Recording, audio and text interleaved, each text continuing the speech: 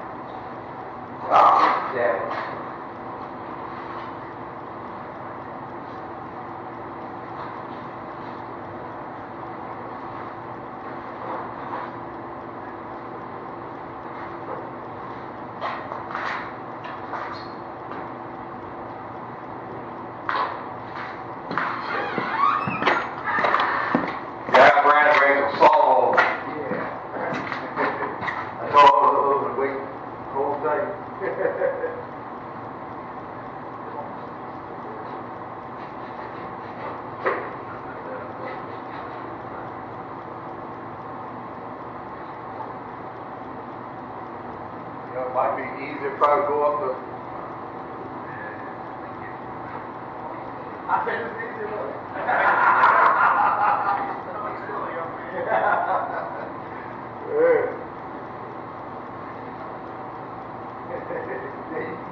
Every way you go down.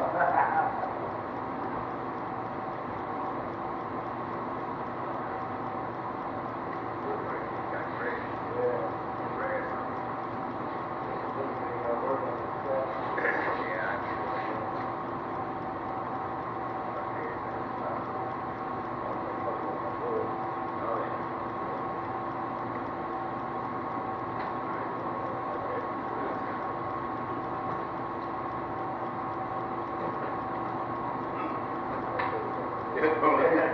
you step on the feet. Thank you. Get over here. All right. Take them dump steps.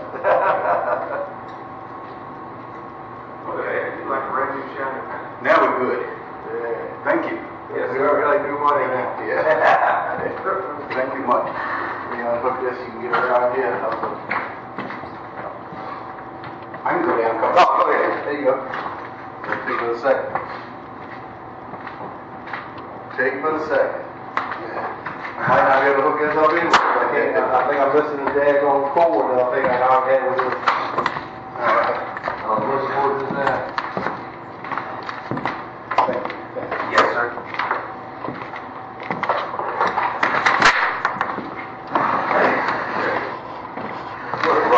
Y'all been having a good time out there.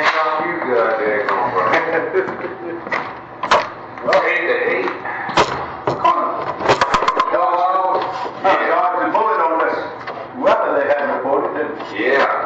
We've been, you know what makes it bad is they don't let us know when we got to work until like 3 o'clock in the evening. Oh, shit. Yeah. So it's like, you know, so you try to stay up a little bit in case you got to go the next morning. But then at 3 o'clock when they call you, tell you you got to be at work at 8, you got to go lay down right now. Oh, yeah. You know, so but it'd be all right if you knew when you got to go. Man, I tell you, she's been rough. Sleep, shit. All of your work is outside, isn't it? Yeah, in a truck, but up and down on the road putting the salt out. Good Lord. I don't know how many loads of salt I put down. Really? Yeah. Yeah. It used to be, you go down the hallway? Yeah. I know they, I went up to take my daughter up to meet her boss at the courthouse, go to work. What morning was that? Thursday morning? Yeah, shit, I don't know. I But think anyway, my days of like this. they had came down and salted Yeah. that hill going out to the reservation. Yeah. They sank it, you know. Yeah, it's soft sand. But the roads were good. Yeah. We put, shit, I don't know how much, it's probably next to 500 tons now. Oh, man. Yeah. It's been, A lot of roadways. it is, it really is. We got 16 tow trucks on the road with ours and rental trucks, you know, hire trucks. Mm-hmm. I tell you, it's rough, man. Holding your eyes open, staying awake. Like I said, I woke up, when I got home yesterday, I went to bed. As soon as I got home 8 o'clock, you know, well, about 8:30, I got home. Laid down by 9, and woke up at 4, and been up ever since. And just, you know, tired. Oh, you mean last month? Yeah. Oh. Yesterday at 4 o'clock in the evening, I woke up. Tried to go back to sleep. I didn't go back to sleep enough. Had to be at work at 8, and been up all night, and just got off at 8 this morning. Oh. I guess you are tired. Yeah. White and Where did y'all use this, but I'm missing a thing. what do you need? The cord that goes from here to there. From the computer to that? Yeah, What do you need? What is it plugs in the, yeah, it goes. I see that. what do you plug in here? Yeah, plug it that right there. I got it. That's got this on it, or is it? Yeah, it's got one. I'll give you one. It's, I thought I had one in his bag, but it ain't. Ain't this and stuff. I got these. Brandon might be able to figure out how to work it. He better than I am. I ain't used this thing in a long time. had this from work. These things are obsolete now, so I took it. I'll take it.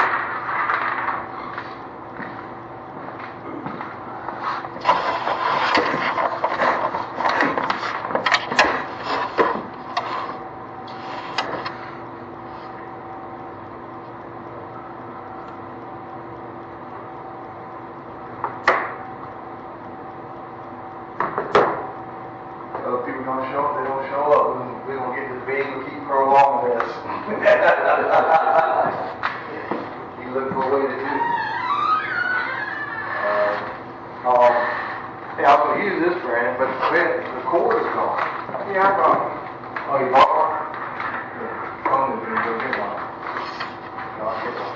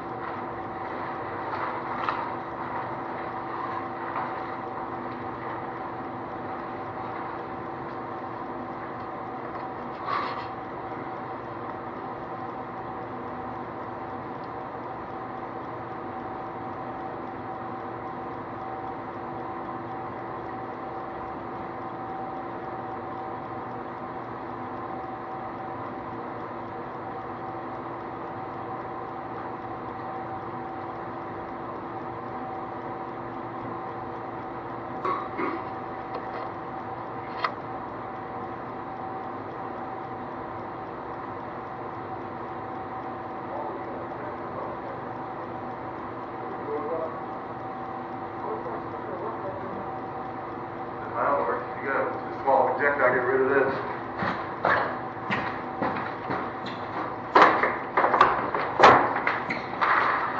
Get rid of this 1980 model.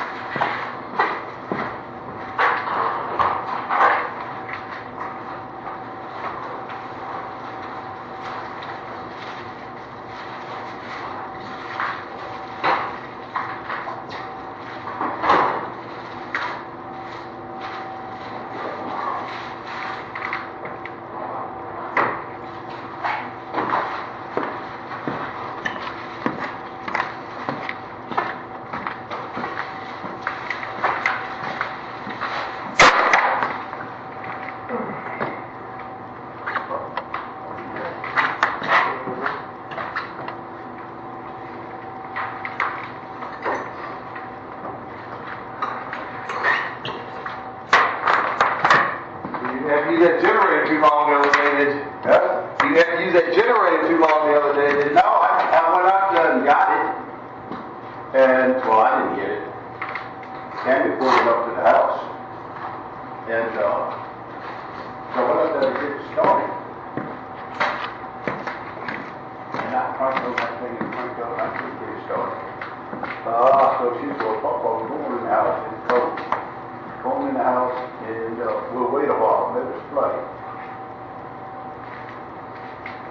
So we went in the house, and then she went back there later and come back, she said, Papa, the street light is on, so we don't need it.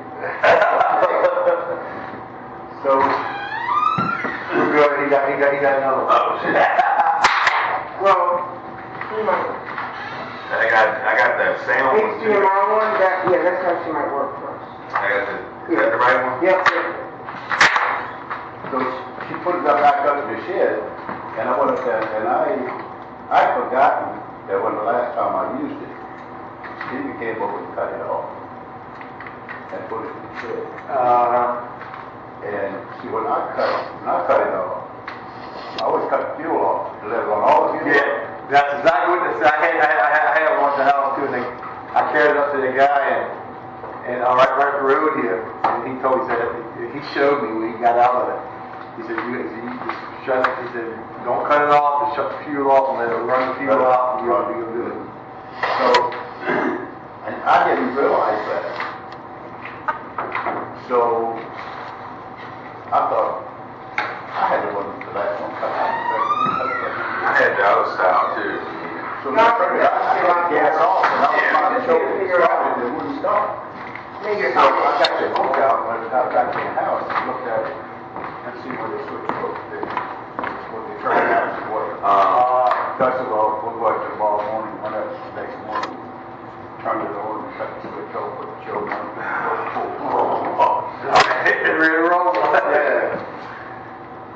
Yeah, I went ahead and put a whole house generator on mine. You know, I'm thinking about doing the same thing. They're nice, man. Oh yeah, and the value I've been talking about Probably transfer switch, put light, comes on. 5 or 6 years I've been talking about it, and then I said, Dad, I want to do it, and I finally did it, and when I did, I called Brandon, because I told him, I said, come get the generator off my front porch, and in case you need it, because I got the portable one, and he never came and got it, and when the power off, I called him, I said, well, if y'all want to, y'all can come down here. Then later, I called him and he said, What size generator did you have? 2,500 or something like that, or some 20. Yeah. 20, 25, 28, that's light. That's what I got at 5,000. Just too really. 5,000 is It's too small. borderline. You know, you got to flip a bunch of breakers with I that. got the range off, the dry off, hot water tank off. Yeah. Anything and the heat pump. Yeah, it probably won't run that. And it'll run everything else in the house. So You can run a hot water heater, but you have to cut everything else, get hot water hot, and then yeah, that's cool. We let hot water stay on all the time. And but if we don't, I like keeping hot water on. Folks we get along. well, your tank holds probably 50 gallons, so you'll have hot water for a while. Yeah, The the whole house, the one I got, the whole house, it runs the whole freaking house. I mean, it runs both my heat pumps. Is it propane? Yeah, I put a 300 gallon propane tank in, and then I went to my heat pump, my hot water tank. When I put the floors in, the guy told me, he said, this hot water tank's all old. I said, yeah, I know it, man. So I had the house. He said, I don't know. He said, I'll hook it back up. I said, you know what? Don't worry, we'll hook it back up. So I went to the instant hot water tank too. Yeah, they say they're nice. Yeah, I went to that. And I was like, I got this real Look at that, Yes. I left a nasty car. Well, one man on that, one in the console was looking at the top of it. Okay. Yeah, I put a 300 gallon propane tank outside the wood mine, and so now that's got the heat pump runs off of it and everything else. That's expensive though, isn't it? I filled it up with I already had propane there, and so they gave me a credit for what I already had, and then they filled that up.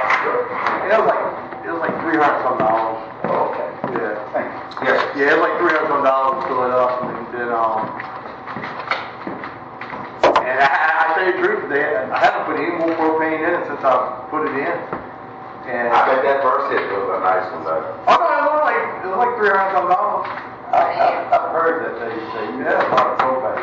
I thought propane was like $3-4 a gallon. Yeah, I was worried about it myself. But see, I already had propane there too, so they gave me a credit. Oh, okay. On what I already had. I got you. Yeah, so they gave me credit on that, and then. What did you do? You cook on gas?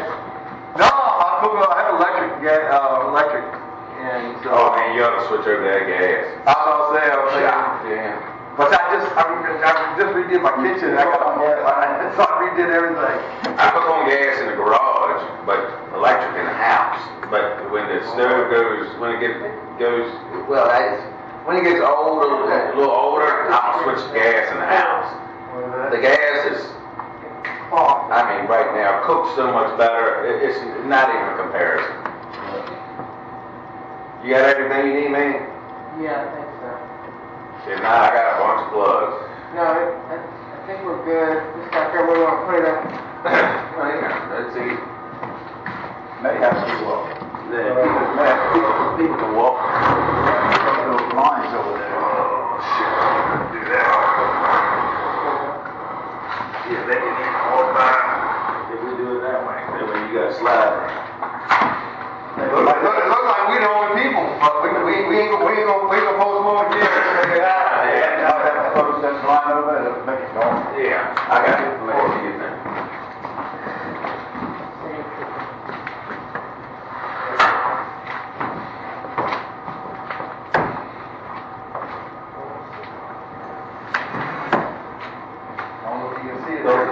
Yeah, I mean, it needs to be taken care of. Yeah, we can't keep. Well, they want to come or not, Yeah. that's up to them.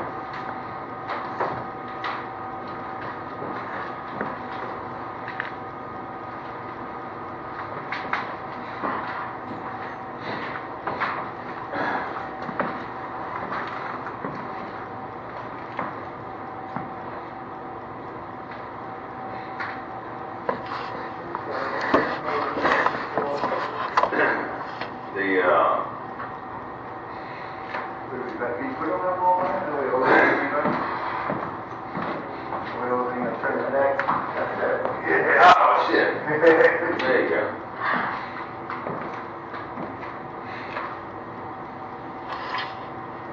Focus.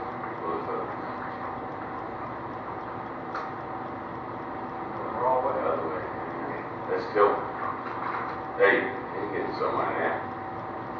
I can read those device.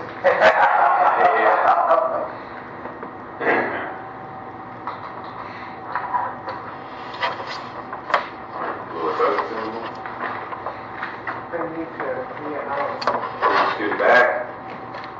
We can slide tables and move around, whatever we gotta do.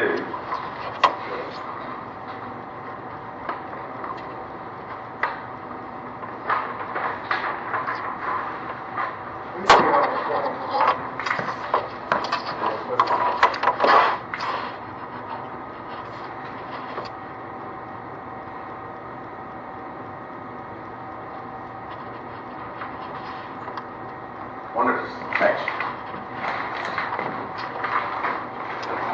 It's made for a big Yeah. screen, so I don't know if it's Just wondering if it's the texture of the wall. so bad. When you go back, it's better. Right there. All right. Well, that's easy too. Yeah, I can read that. All right. That's easy to fix. Hey, we turn this over. Yeah. Oh, there you go. I was doing the same thing the opposite way, but yeah, there you go. Grease.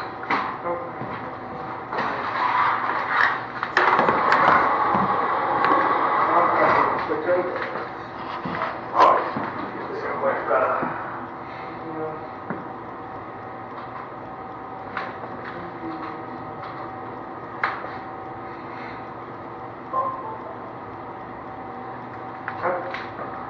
You give it some. Let me push this back. Oh, yeah. Just a little bit. There. Right, play it out. So what qualified over there in Cahoga? You know where Charles Edward lives? You go down, it wasn't Cahoga, it was, going to Pomona. You know where the crossroads are? Yeah. Where they redid that thing? Good building, yeah. Alright, you go past that, then there's a house, and then there's Charles Edwards, and go, a quarter mile, not even a quarter mile past the intersection on the left. That house right there, that white two-story house on the left. Oh, road, did it burn down? Yeah, well, yeah, I think so. Yeah, because I saw the fire truck when I left out that morning. I think it was Charles Edwards' place that he was renting, maybe. I'm not sure. I know it was all all part of that farm, I think, at one time. But yeah, the guy's name is Mike. Actually, Breeze knows him. I know him. He come by, bought a sawmill. He had a big sawmill, just built a big shed up on the left right there. Oh, man. That was around, I was looking around that here yesterday just to see what it was outside. I went out, the fire trucks were headed. And when I came home later that evening, they were just leaving. I'm like, man, I said, this must have been a heck of a fire back here. Yeah, that old house, I guarantee she went like, yeah, like, you know, like Lightwood, you know. Kind of shame. Old house like that, yeah. Yeah. All right, well, we'll get ready to get started. Tony, come back and use the restroom.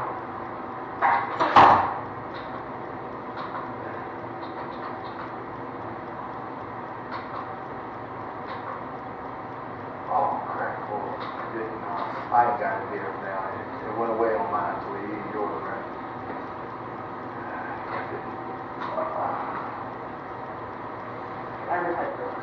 Oh, you retracted? Oh, okay. Tony, come back and we get started. Well, you can't. This is not, maybe I'll check the road better. This one is not. Try it on the day. Maybe I can drop it in.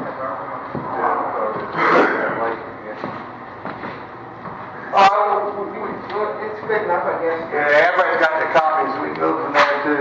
But I just want to go over a couple quick things before we even get started on this. I know this is what it's for, but just two real quick things. Just let everybody know that the surveys, just if people haven't done the survey yet, make sure you get it done. I don't know if you had a chance to do it yet or not. I haven't had a chance to do mine either, and I'll try to get that done today or tomorrow. And also, man, I'll try to, I'm just using VDOT. Resume and just. Yeah, that's fine, do that one.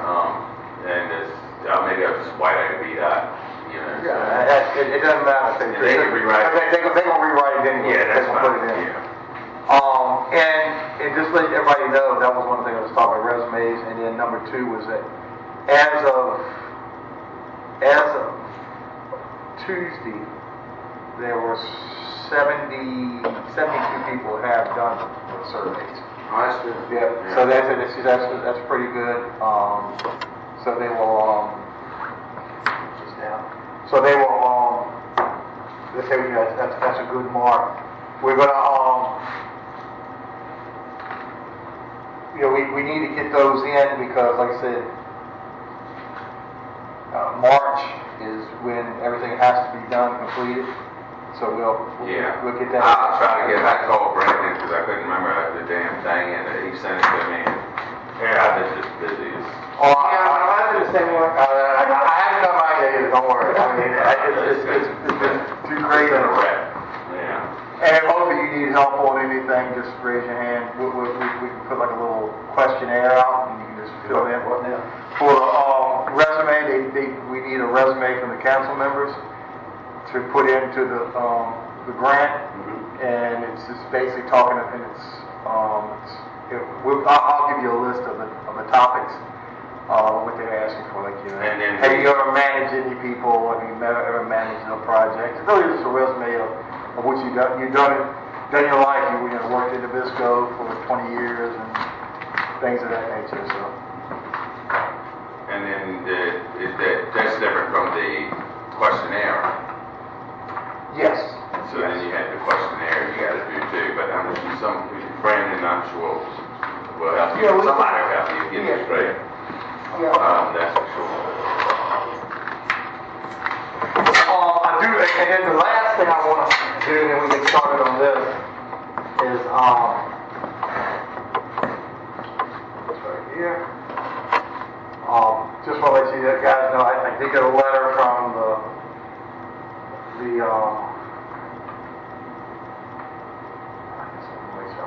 top left thing, the right name of it. The Mackinac Women's Committee, I guess you want to call it. Yes, coalition, thank you. And they basically, and I wrote them back, but I'll let you know what I wrote back, but basically they said the Mackinac Women Coalition held a second meeting January 16th, 2021 to update our group to better organize it. And I'm going to put a copy of all this in everybody's box. To go over our goals and put a code of conduct in place. We want to ensure that as a group, we move forward in our mission with honor and respect for each other and our Mackinac community as a whole. We are writing today to address a previous written request for a meeting with Chief, Tribal Council, and voting members that was submitted November 21st, 2020, that submitted letters had requested for 2 separate dates for December of 2020 as possible meeting times. As of today, February 7th, 2021, this request meeting still has not yet been officially set or discussed any further with the MWC group. We understand that the holidays and the pandemic has slowed things down for everyone and had some obstacles to overcome. Now the busy holiday season has passed. We feel it a priority to move forward to the mission at time and effort and be safe as possible. Cursor here, so. We like to stress that this is not only an issue concerning the women of the tribe, but the future generations and our entire Mackinac community.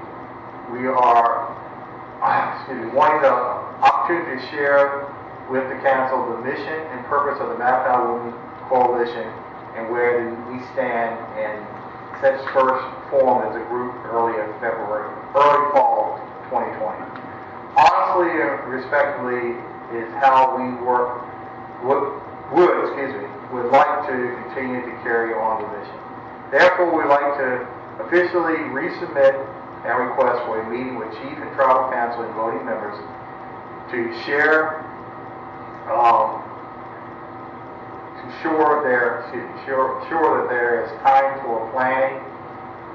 Let's get something. Mission. Therefore, we would like officially resubmit our request of a meeting with Chief and Tribal Council and voting members. To be sure there is time for planning, we have 2 dates to propose, Saturday, February 20th and Saturday, March 6th. Because we need to consider the social distancing, we are only requesting that 5 of our members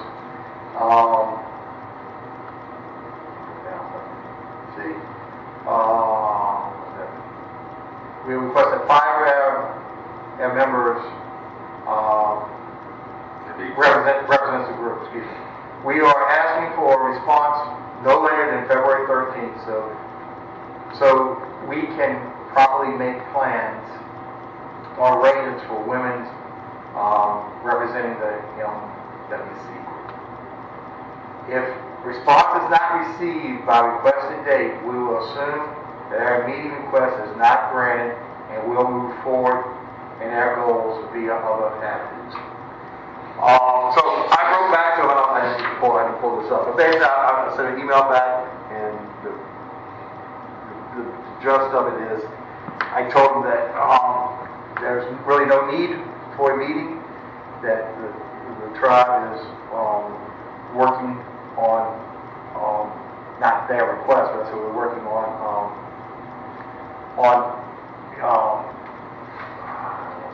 new rules and laws. Yeah, well, I didn't even say that. I don't want to give them. I don't want to put too much out there. I basically said we're working. See if I have it pulled up here. Thought I had it. Maybe I don't. Oh yeah, here it is. I do have it. How about this letter's response to your email that I received from the Mackinac Women's Coalition on 2/8/21. The Tribal Council just started to return back to meetings on 2/6/21. As you all know, we have been in the midst of a pandemic. The safety of our people is very important in these times. The Council is discussing your concerns and is at the top of our agenda.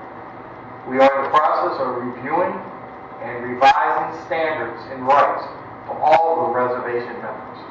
I feel that a meeting with the coalition is not needed as the tribal council is headed in the direction that we make all of our residents live and work in harmony.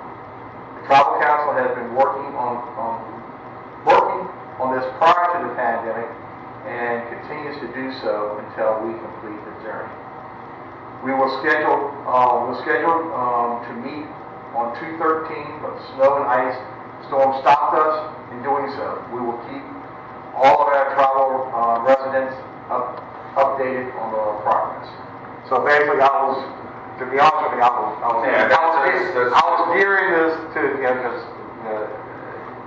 that this is, the tribal residents, not all of the, all these people on the outside looking in that are chiming on us.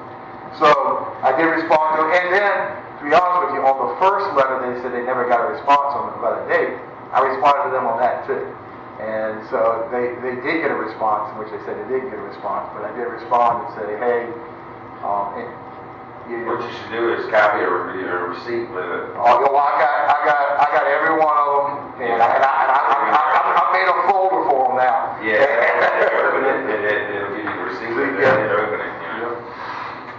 But so that's just kind of want to let you know what I'm going to do is I'm going to put this in everybody, not just councilmen, but I'm going to put this on a copy of this. I meant to do it when I was in Richmond yesterday, and I didn't do it. But I'm going to copy and put it in everybody's box. Everybody knows what's going on around here. Yeah. It's not, not the stories that being told and everybody knows. Yeah, absolutely. It's one-sided story can be a only side. It's not sides never heard. So really, today, we talked about, we wanted to get together to talk about our Constitution and what we need to do, and I guess everybody had a copy, and I think everybody had a chance to maybe look it over, maybe highlight some things of the old Constitution. Before we do that, okay. I just want to say, we don't have everybody here, but I had two reach out to me about things, and I said I'd bring it to the council. They're really quick. Rachel McGowan reached out. She wants to hold a self-defense class out in the school building yard right here. She wanted to do it this weekend, but the weather. And we didn't meet last time, so I didn't get a chance to ask. So I just wanted to make sure, however you want to respond to her, I can respond. I'm going to reach out to her. But I didn't think it was a problem, but I told her I'd bring it back to make sure everyone knew what was going on. She said she wanted to use the school building yard right here to have an outside self-defense class with people from here, and it's I think it was maybe 10 or 20 people. That'll be here one Saturday. I don't see myself. I don't see no problem with that, whether it's people from here or outside. It's no different than. I think it's good. Good thing she's doing. It's no different than Lonnie selling cabinets and me selling fish. It's no different, It's a benefit in a spot that she can do it. And opportunity that people could, women or men could go and take a look at it. I think she only had 5 or 6 people signed up, but she just want to make sure it's okay. Oh, absolutely. It's set up. I don't know what she's really set up, but she used to be out in the yard doing self-defense. I think she has martial arts. Things like that. So. She's a little kid. I'll beat her up. I'm glad I did it then. So I'll just reply back to her and let us know what date to look out for them, and that's fine. Yeah, to me, that's what this is for. In my opinion, it's. I just want to, like I said, I don't want to be the one to say yes. No, I agree with you.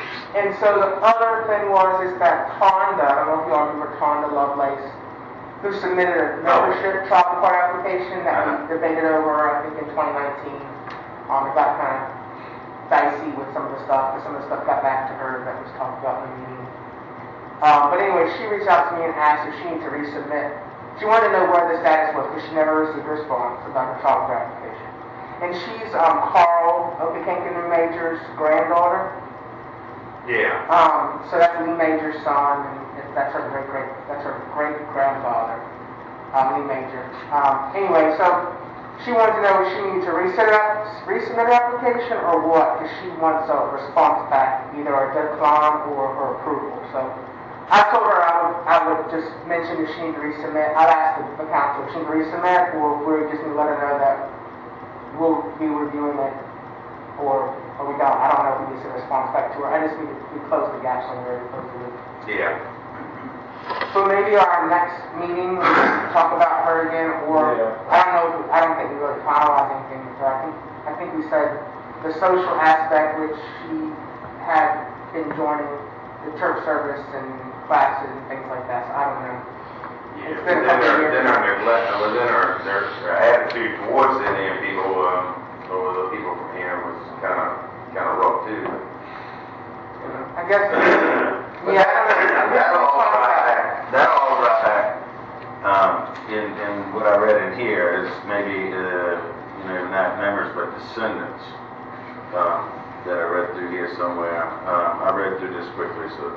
Yeah, there's a membership section which, that's posted, and then I think there's other parts about descendants and how they're voting, their role is. But in special categories of membership too that we have. So anyway, maybe we could, I mean, she's an application, we need to either decline her application officially, or we need to approve, we just gotta close that loop on that so she can decide what her next steps are, which, everyone wants to direct and legal. Yeah. But I mean, the bottom line is, I think we did, and we'll I guess, Leon's not here, and it's in the minutes, but I thought we did decline that, but, and it be. No, I don't think we declined her application. I think we said. We would send it to the lawyer. Well, we said that she didn't meet the social aspect, and that's what was communicated back to her. And she started to come down here more and interact with people. And so the only thing about she came in one time with the church. No, she came to classes down here with the Eastern Women group that was here every month. She did church service. I'm just saying that we just maybe we need to talk back about it again, because she really does meet the criteria, and there's a lot of people who we allow in that don't have any interaction down here. So we just have to be careful. I just You gotta tread light. we gotta talk about it, but we gotta be careful too, because last time somehow information got back out to her about what occurred in our travel from our discussion of it. Well, So- that So that fueled her a bit, because she heard some things about it. Well, that's something I want to, before we jump into what we will jump into with this. In my opinion, when people walk through that door right there, it should be no cell phones. None.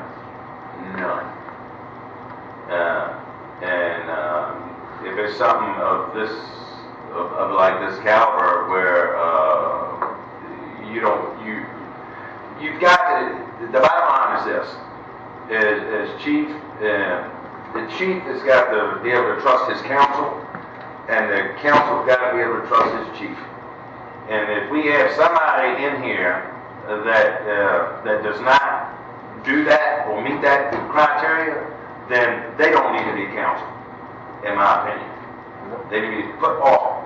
If you can't keep your business here, and that's it, they need to be put off of council. And it's just us three here, or four here, I'm sorry. And what I would do, I thought about this, Brandon, is you got confidential draft, which you ought to do with anything that passes through here. And this is what I would do. This would be me. Each copy. I would take that confidential stamp on a blank paper. 1, 2, 3, 4, 5, 6, 7. I was trying to figure out how I could do that. On a blank paper. First copy, Brandon, stamp is here. Second copy, Tony, stamp is there. You understand what I'm saying? I thought about That way, if that fucking copy gets out, you know where the hell it comes from. Well, no. I thought about how to do that, because that's one thing I'm worried about, because I don't want anyone to get a hold of a draft. Even if they try to cover that, you'll still see it. So, I mean, that's something, you understand what I'm saying? I thought about that before. You can hold that paper up there, when you stamp them. 1 second.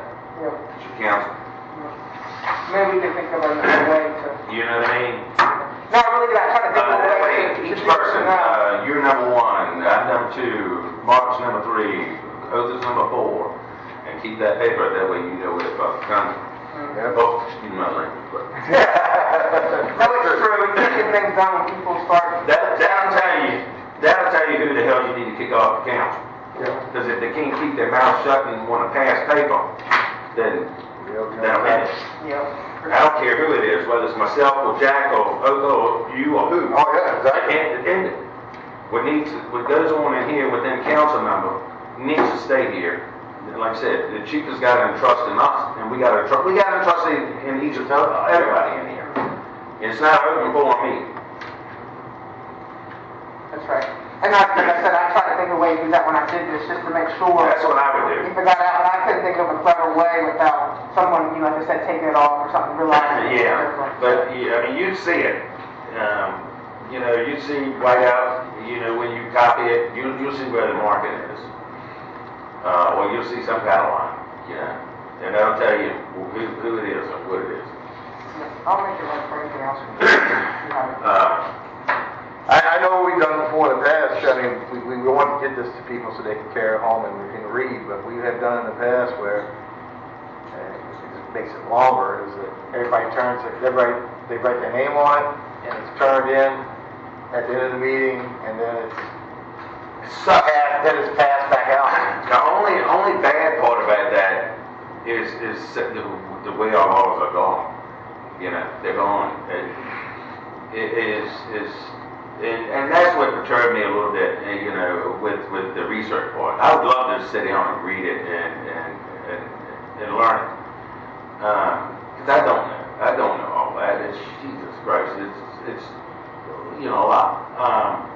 But I understand the reason why you don't want to. Would I pass it out to every member? Hell no. But like I said, you've got to get to where you can put 100% into each person that's in here. Oh yeah. And the only way to figure that out is you might have to start smaller, this or something smaller, and identify each person on it in some way. But like my stuff, I put it into safe, into safe. My wife don't even look at it. This is not our business. Leave it alone. Just in safe. She don't even know the combination to say, but she doesn't. Now, like I'll probably do that now, but the survey thing, I was going to get her to do that for me, but not a big deal on that, but But you get your kids do it too, though. Yeah, but as in this, oh yeah, as in this, it's not our business, It is in a way, but it ain't. But until I find it appropriate, or we settle on something, then it's not our business. Yeah, so this should be available. This Constitution, once we all sign off on it, will be available for people to see. But we would Right. It still needs to be contained within this reservation. in a binder with any of the ordinances and resolutions that Right. we make or amendments that we make to it would be kept in one place in a book. And I'm gonna jump back to where I was, where it's all started. Is it's cell phones and that shit. If I was you, I would wipe it right off the table. None. I wouldn't let none in here. I really wouldn't. Because I've seen it with my own eyes being recorded. It's easy to say something, but when you're recorded on it, you can't deny it. Right. If we need to record a meeting, then we need to have a recording of it, and it needs to go in a file. But you also have to be able to allow people to feel comfortable enough to talk. Yeah. And we can have discussions, even if they're hard discussions. Yeah. You gotta have them. Absolutely. But if someone is recording you without your permission, and if you know they're recording you, you may not be as willing to speak up. Or Exactly. you might And that's be what filtered, in your response. Them cell phones, man, Yeah. they're the devil box, man. I'm done. Yeah, that's something we can leave them in the car or something. That's how we can address it. But let's get started on this so we can. Yeah, I'll run through it and see how far we get. Yep. And when I get all. So you want me just to read? Yeah, I mean. I'll start with this copy, I guess. And so, on here, this draft. So. Yeah. I was going to read the front because there were some pieces on the front from when this was last done. So this first page, cover page. So this was done back in 2001. It was a draft constitution that the council put together back then. I wasn't on the council or involved. I was only 17 then. So I wasn't part of any of this discussion. But so basically, it says attached is the. I'm going to take this mess now. Attached is a first draft of the Mackinac Constitution, as we discussed earlier today. There are a number of places where I have suggested language that I'm not confident reflects the wishes of the tribal council. This language is in brackets. Of course, the entire draft is only a suggested starting place for tribal council discussion. As I noted earlier today, the language regarding the trustees is purposefully vague for the following reasons. The trustees are now a creature of Commonwealth law. Putting them into the Constitution will also make them a creature of tribal law. The tribe may want to walk a fine line between complying with Commonwealth law in the short term and avoiding carryover Commonwealth law once the tribe has gained federal recognition. Yeah. What page are you on? Oh, I'm sorry, I'm on this draft. The very first page. This one, right here. Okay. Sorry. You're welcome. On B here, so vagueness in the Constitution will allow the tribal council to evolve the role of the trustees according to current tribal needs without amending the Constitution. So the language regarding membership may just be a shot in the dark, which that's already been, we already did our membership criteria, which is outdated. So it's probably here we can kind of breeze through a bit. The council needs to spend a lot of time as it defines who you are and will be as people. The suggested language only tries to capture some of the concepts that were discussed in our meeting in October 2000. I anticipate major revisions in this section. The section on open forums is similarly speculative. So that's like just some things for the trustees. So I retyped this and I tried to see it so I can make edits to as we go. I retyped everything as it is. So the things, the brackets around it, are things we need to discuss if we want to include or not. It's kind of more questions. But I mean, we can just go through each section of the Constitution, and we'll just take each section at a time, each article and each section, and we can talk about it, I guess. So this is the Constitution of Mackinac Tribe of Virginia. And I guess that's what we're going to call ourselves. Mackinac Tribe of Virginia, you got something to think about too. So here we go. It's we the people, this is the preamble to our Constitution. Okay. We the people of the Mackinac Tribe of Virginia, exercising our traditional and historical inherent sovereign powers in order to form a representative tribal government to conserve and develop our tribal land and resources for ourselves and our children, to provide a higher standard of living, better home life, and better homes within the reservation, to administer justice and to otherwise govern the affairs of this tribe, and to secure ourselves and our descendants the rights, powers, and privileges guaranteed to us by our inherent sovereignty, the Treaty of Middle Plantation, and the treaties, the Constitution, and the statutes of the United States, do adopt this Constitution for the Mackinac Indian Tribe of Virginia. Any tribal legislation enacted under previous traditional tribal law shall remain in effect, subject to repeal or amendment by the tribal council to the extent it is not in conflict with this Constitution. That's our opening, what the purpose of this is, of the Constitution. I don't know if anyone saw any changes or any concerns, anything else we should add to our preamble. I think that's... It talks about developing our lands, resources, conserving our heritage. for the children, for higher standard of living, better home life, better homes for the reservation. Yes, I think you captured everything there. justice, Yeah, education. and to secure ourselves and our descendants the rights. Yeah. So that's for the future. Yeah, I think that's pretty good myself, but. Yep. Okay. That's just me.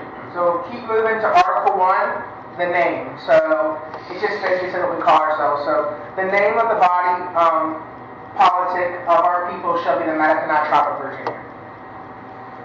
Is that, I mean, that's still, the one agrees that that's what we call ourselves. Yeah. Political body, Mattaponi Tribe of Virginia. Okay. Moving right along then. So, Article 2 is about our territory and jurisdiction.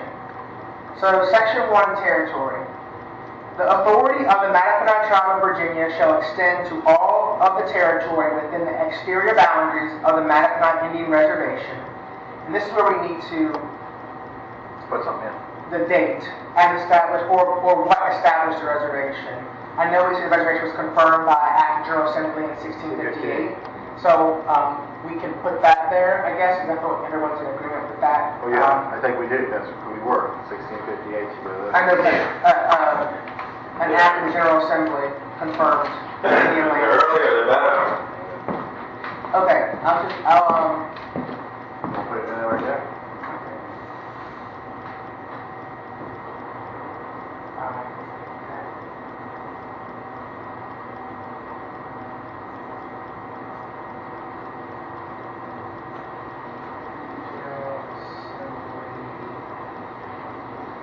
You want to put, it's really on the logs page. I think it's page. On the logs page. Well, it's not colonial law, it's not this. Well, it's not. We'll just. Okay. As established by an Act of the General Assembly to confirm Indian lands in 1658.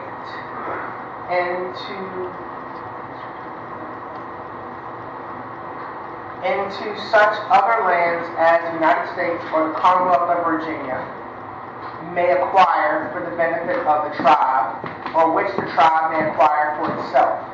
The territory of the Mattaponi tribe shall include, to the fullest extent possible, under federal law, all lands, property, airspace, surface rights, subsurface rights, other natural resources, and any interest therein, tenements, hereditaments, all water rights, and all accretions, which are in the future owned by the tribe or owned by the United States or the Commonwealth for the benefit of the tribe or for individual tribe members, notwithstanding the issuance of any right of way. So that, You got, let me read this right quick again. That is owned currently and in the future. Yeah, that was on the. for the lands, may acquire for the benefit, so either lands that the United States or Commonwealth of Virginia acquire for the benefit of the tribe, or which the tribe may acquire it for itself. Okay, all right, there you go. So that's basically saying what we as a council had jurisdiction over, what's considered our territory. You know, within what we are. Yeah, because we only can control people within our jurisdiction. I say control, but we only make laws and govern Regulation, yeah. people who live within our territorial boundaries. Yeah. Okay, and then it talks about, all the different rights you have, so mineral rights, surface rights, air rights, natural resources, they're all part of along the tribe as a whole. Okay, so wherever they found, I guess, oil somewhere on here. Find something, mine something. Okay, so everybody's good with, Yeah, I'm fine with that. That's Article 1, yeah. Okay. So, I didn't write this one out, but I'll put it in. So, Section 2, jurisdiction. The Mattaponi tribe shall have jurisdiction over all persons, subjects, property, and all activities occurring within the exterior boundaries of the reservation or on other lands within its territory as defined by this article. Nothing in this article shall be construed to limit the ability of the tribe to exercise its jurisdiction within or without its territory based upon federal or Commonwealth law or upon its inherent sovereignty as an Indian tribe. So that's the part that talks about where we actually have jurisdiction over. All persons, subjects, property, all activities occur within our boundaries of the reservation. The council has Should have jurisdiction over all persons. It's, I think it's, I mean, it's a little funny, but all persons, subjects, and property. That just gives us the power to help to make decisions, laws. Yeah, but with the properties, you know, take I don't know, just use myself, my property, personal properties, excluding personal properties. But I mean, I guess we can. I mean, what do you see what I'm kind of saying there? Yeah. I guess we need to. We probably need to ask about what we'd be limiting ourselves if we changed it. This is probably a question, like we make questions for legal. Like for Daryl or something to look over for us once we get. Yeah, and I also suggest that at the end, you know, before we. Oh yeah, no, we vote in the committee to get, you know, somebody that's very familiar with Indian law to make sure we are doing.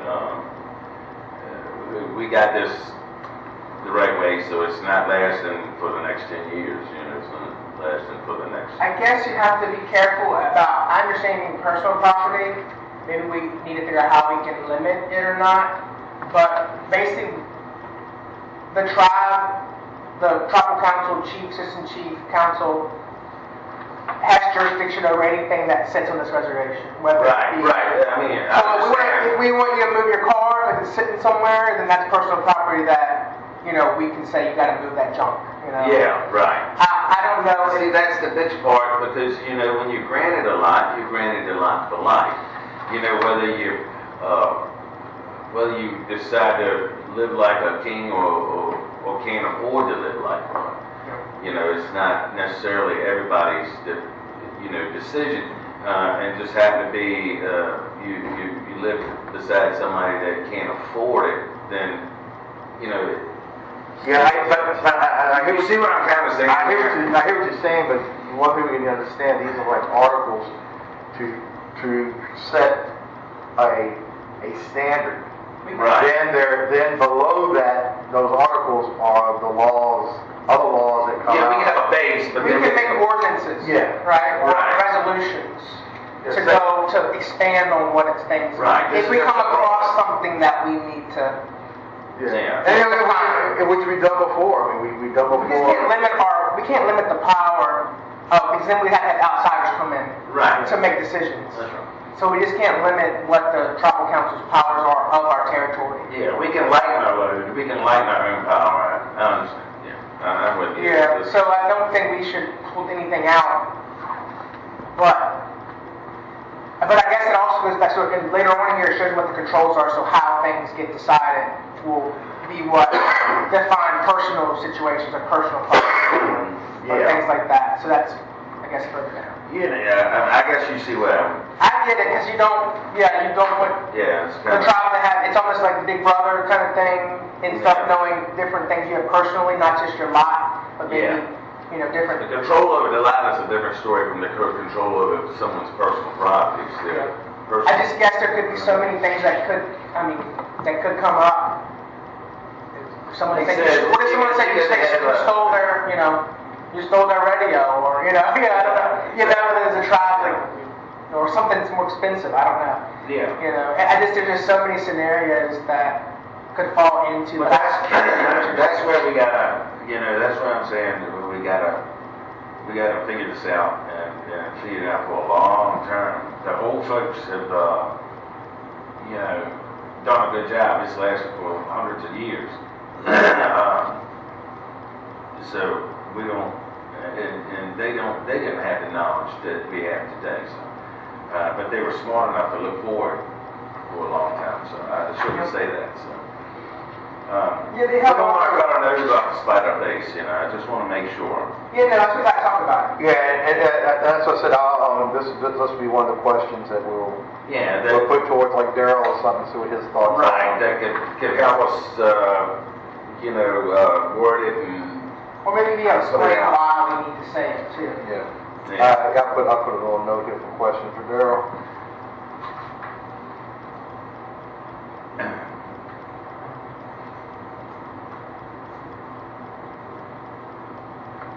Yeah, I mean, you know, just because you're granted a lot, don't mean you need to abuse it, but... Yeah, I know in the past, and that's why I said that other things could fall under, because we have in the past. But yeah, we have in the past that, you know, hey, you got to, even before my time, you probably, you know before better than I do, people have told, you know, you had to clean your lot up, or you can't. Yeah, you need that power to say, hey, you need to do that, you know. They used to have didn't they have something about fence posts? I know there was some ordinances about, in Indian town, you had to make sure you keep, you know, animals, and so you had to put posts, or had a certain height, or something like that. So I've seen people say, hold tight, and... that's an ordinance, you got fined if you didn't hold up to that, so the trial was able to, you know, fine you. Even though that may be your personal fence or property, you weren't, you know. I guess it just be so many different things. And we don't want to limit the power of... No, we don't want to limit ourselves. We want to be able to say, hey, yeah, this is looking terrible, man. What, you need to clean up. If you need help cleaning up, somebody's there to help you, or whatever, but you need to address something. But, you know, not just have them trash one. Because I remember with Hattie, they ended up having told her to all the dogs and cats she had. And they ended up calling the game warden, not game warden, but the whatever. Warden, and they came in. About 30 cats. Oh yeah. Hell yeah. I know. I remember that. Daddy used to catch. Before you moved down here, Daddy would say, go over here, here's some bologna and local bread, carry that over to Hattie and make sure she has some food, and I'll carry it over there. And I'm like, God, that old shack she had over there, it had newspapers on the wall for insulation, and you had to go out, it was the kitchen, and then you go out the kitchen, and you go around to another door was the bedroom, and every room had a door. There was nothing was connected together. One of the rooms that you could see through the floor and ground. Yeah, see? Yeah, you know, it's... I remember the tribe bought got her that trailer. You don't know you're ready to start again, but the tribe bought her that trailer. And, that's when I remember it. Yeah, and I went over there, and she wasn't long at all living in that trailer. And Daddy sent me over there and give her some food and stuff. And I stepped in that door, and freaking cat pee was squirting around my feet from the car. I was like, God, You're not old enough to remember Uncle Kid. No. That was Hattie's dad. Yeah. I remember going in the house back in that old room. Oh, hell. Was sagging down there. You had to be careful how you walked around. Yeah. It's a shame, but hopefully we're better off these days. I should say we are. All right, let's go to the next one now. Okay, so the next, so any questions about the jurisdiction or territory? I think we got our one question that we'll ask for jurisdiction.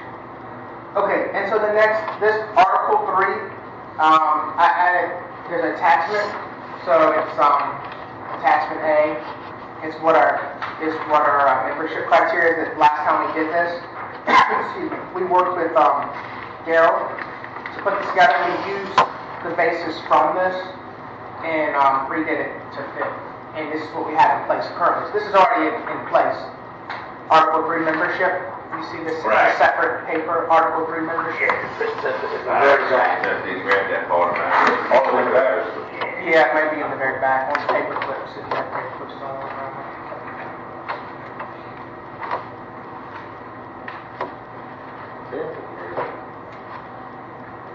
Might be over there on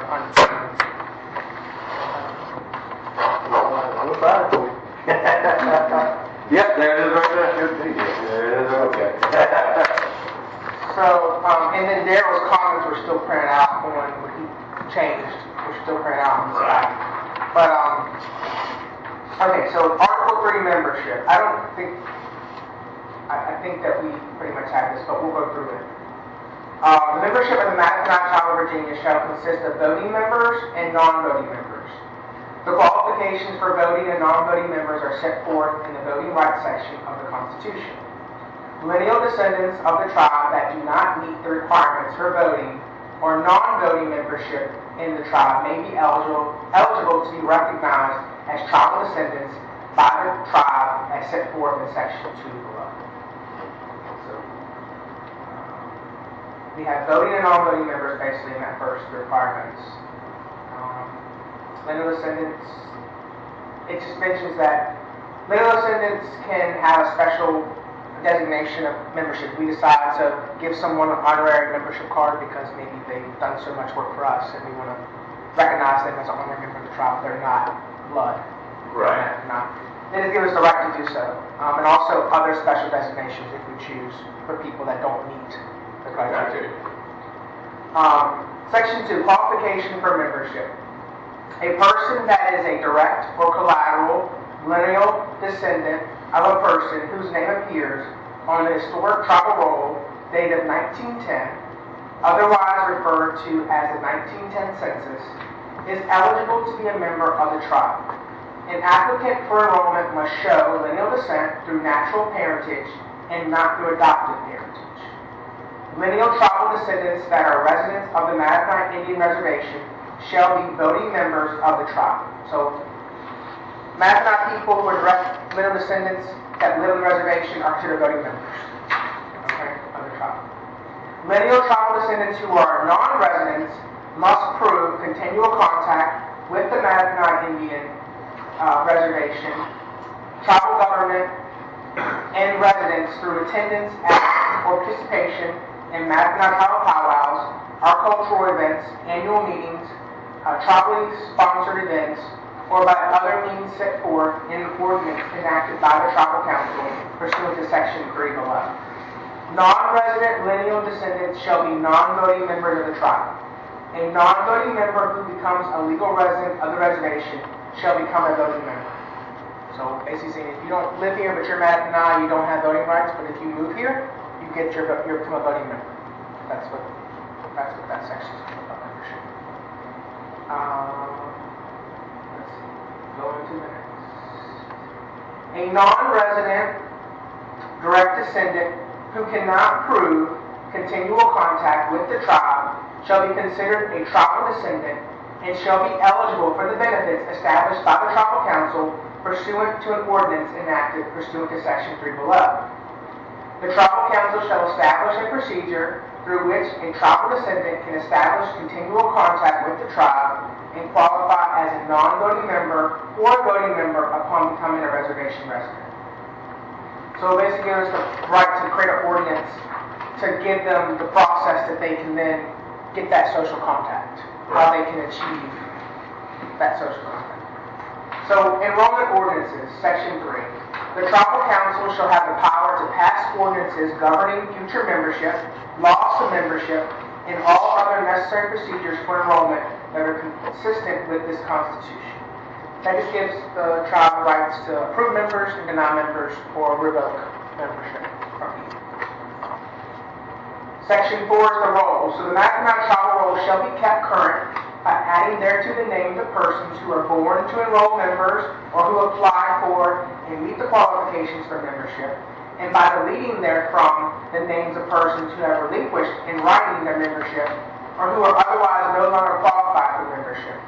Upon receipt of death certificates of deceased members or other evidence of death satisfactory to the Tribal Council, the names of the deceased members shall be removed from the roll. The tribal roll will be published annually.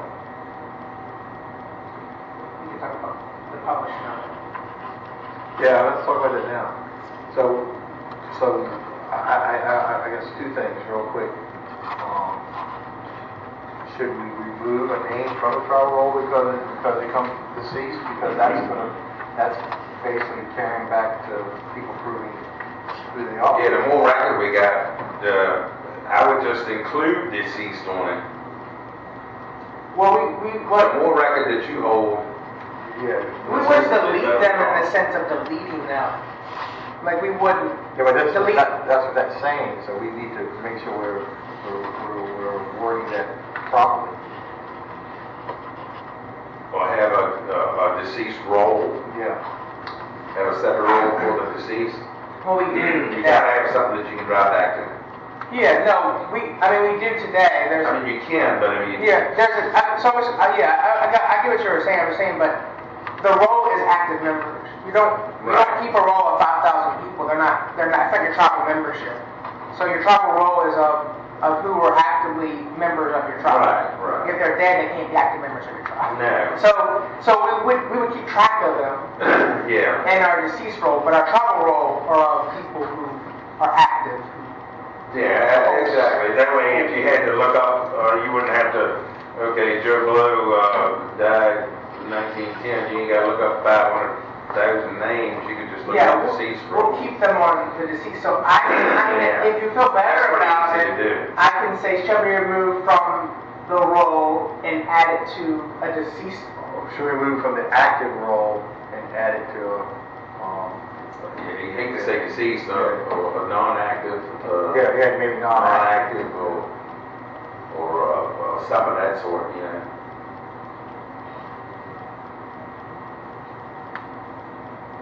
Well, active up until what point of I'll just say something? active roll.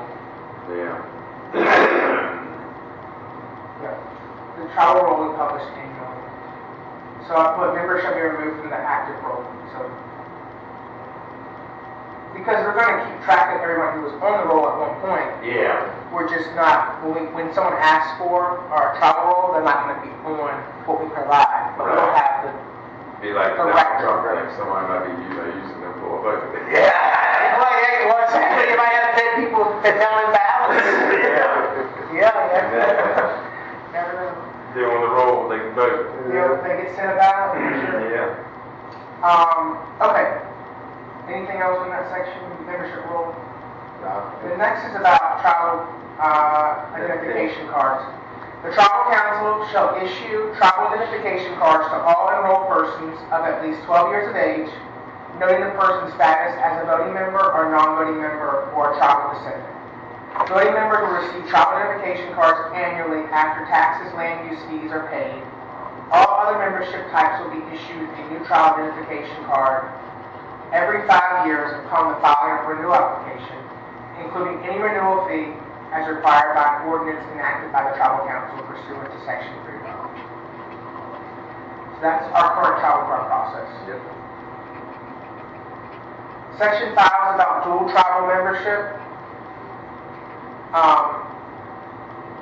The Mackinac Tribe of Virginia does not allow its members to be enrolled with any other federally recognized or state recognized tribe, nation, or similar body. Lineal descendants, you need a, I don't know if you found it. Yeah, I'm trying to catch up. We're on the second page of, Page 4, look at the bottom. Oh, At the very bottom. Click on these attachments. Oh, well, shit, you yeah. might have skipped through all this stuff. Okay, we'll find it. Page 4. I think it's that. We're on. Well, I don't bring my attachments, so I lied to you. This one right here. And then this one's next. These two things that you right there, those two right there. That's all right, we can be up. Yeah, I'll bet you. Yeah, we got it, we was all looking at the same thing. Okay, so this is section 5. This is section 5, dual tribal membership. The Mackinac Tribe of Virginia does not allow its members to be enrolled with any other federally recognized or state recognized tribe, nation, or similar body. Lineal descendants who become enrolled with any other federally recognized or state recognized Indian tribe, nation, or similar body will not be eligible for membership with the Mackinac Tribe of Virginia. So I'm saying you can't be enrolled actively in any other Chickamauga, Rappahannock, Upper Mackinac, Chickahominy. You can't hold membership in both places. You gotta pick if you qualify for it. Okay? And then Section 6, enrollment procedures. No person shall be enrolled as a member of the Mattaponi Tribe of Virginia except upon written application. An applicant or a person acting on behalf of applicant shall file an application on the proper form with the Tribal Records Office, which shall, to the greatest extent possible, verify the information. An applicant has the burden of proof to establish lineal descent.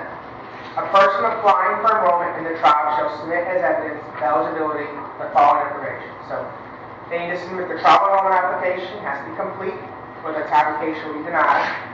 A certified copy of a state certified birth certificate, which must show the full name of the parents through whom eligibility is claimed. If the parent through whom eligibility is claimed is not listed on the birth certificate, DNA results, paternity tests, paternity affidavits, or adoption papers must be submitted. If the next enrolled family member is a grandparent, great-grandparent, etc., a copy of a family member's birth certificate to link the applicant to that person will be required. An approved passport-size photo taken with at least 6 months to reflect your current appearance. A copy of your state-issued photo ID, driver's license, or other approved official photo. And any other documentation deemed necessary by the Tribal Records Office. So that's the things you need to include in your enrollment application if you want to ask. So Section 7 is other class membership. This is the last section. The Tribal Council may establish by ordinance any other subordinate class of membership for those persons that are not tribal descendants or otherwise eligible to become members of the tribe, and grant right to participate in tribal, cultural, or economic activity, except the right to vote. So that's where the tribe has the right to provide special membership if you don't meet the qualifications, whether through blood or through, descendancy, whatever it may be. If you can't prove it all, then... Right, we still have the option if we want us to recognize you. Maybe somebody's adopted who doesn't fall under that, but we still recognize them because they've been part of the tribe. The council has the right to exercise that. Whether we do or not, vote, it's there. Okay, any questions about membership? Like I said, we spent a lot of time on membership, probably 2 or 3 years ago now. Yeah, to hash that out. So I don't know if we have any. We need to look at it. Nah, I mean, that's pretty much done. Okay. I know that's the next one. Article 4, governing bodies next. Yeah, I got it. We're good. Okay. Go ahead. If you want to. Okay. So, Section 1, governing body. The governing body of the Mattaponi tribe shall be known as the Mattaponi Tribal Council, and shall consist of a chief, an assistant chief, and 7 members. This is bracket, so I think we have 7 members today, and that's what we want to keep, right? 7 council members. Okay. Each of whom shall be chosen by popular vote of the voting members of the tribe. And that's what we do today for our council. Okay. Any questions about the governing body? I think it's the same. Section 2, officers. Each of the chief and assistant chief shall be separately elected to such office by popular vote of the voting members of the tribe. The council shall choose from within its membership a secretary, a treasurer, and such other officers as it may consider necessary. Okay. Section 3 is terms of office. So for the chief shall serve for a 4-year term. The assistant chief shall serve for a 4-year term. Council members, each council member shall serve for a term of 4 years, except for the initial term of 3 council members elected in the election immediately following the ratification of this Constitution shall be for 2 years. So, and then I'll go to the next one. So, in staggered terms, the terms of the office to tribal council members shall be staggered. Okay, so I think this is where we spend some time to talk about terms. Because I mean, today we don't have terms on any of our people have pretty much, you either quit, resign, or people have passed away, you know, and that's when offices come up. So we need to talk about if we want to continue and how we put that here, or do we need to put term limits on our positions for elections? I think it wouldn't be a bad idea. We don't necessarily need a term limit. I think if you do anything, maybe the council can be, but you don't want it to be too quick, because by the time you get something going, 2 years is happens pretty quickly. 4 years will be here before you know it. That's exactly what I'm saying. And so you have a brand new set of people possibly to come in.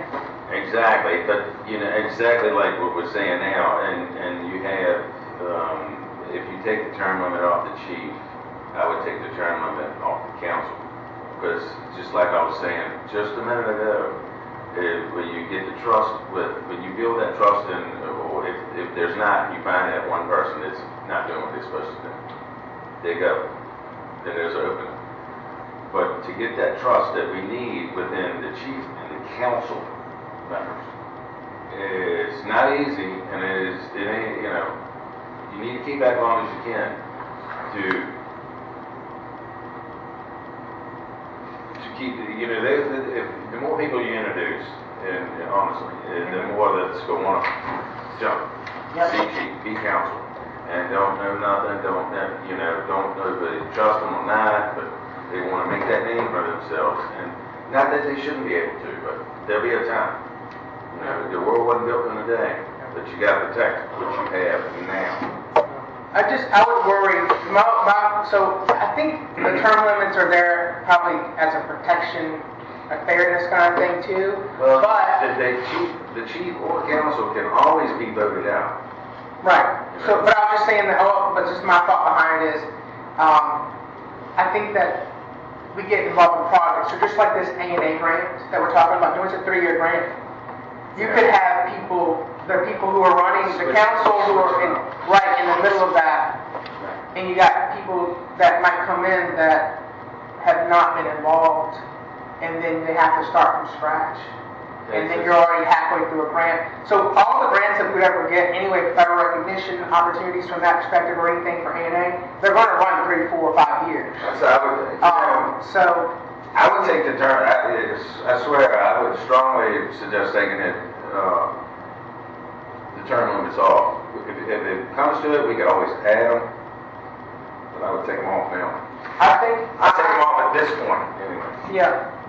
I mean, I agree. Like I said, I think the chief and assistant chief at the minimum should not have term limits. At the minimum, should not. But then again, even your council should, because your chief and your assistant chief and your council are going to work together. That's what they need to work together. And like I was just telling you, if you label shit, you'll find that one person, if there is one, and then he goes. Only damn who it is, Yeah. Shut down. So I don't know what anyone else's thoughts on term. Look at you, what's your thoughts on About term limits. What now? On term limits, on putting limits on how long you can stay in office. Oh, okay. Do you have any thoughts? I mean, I think we had some good valid points about not having limits, but then again, I think, getting fresh people in here too sometimes is good for new ideas, but then you don't want to have a revolving door either of people because you never get anything accomplished. So it's a catch-22. I don't know. Well, like you said, you get new ones come in, they don't even know what to get started. And you got business going on in one area. So everything comes to a stage. You take it as And it'll take 2 or 3 years for them to catch up. And we historically as a tribe have not held regular elections to have, and pretty much people have stayed until, like I said, until they say I'm done with it, I'm done, or they have passed on, and we go with this. And you look at there's plenty. Well, don't get me wrong. He's not a young man. Leon ain't a young man.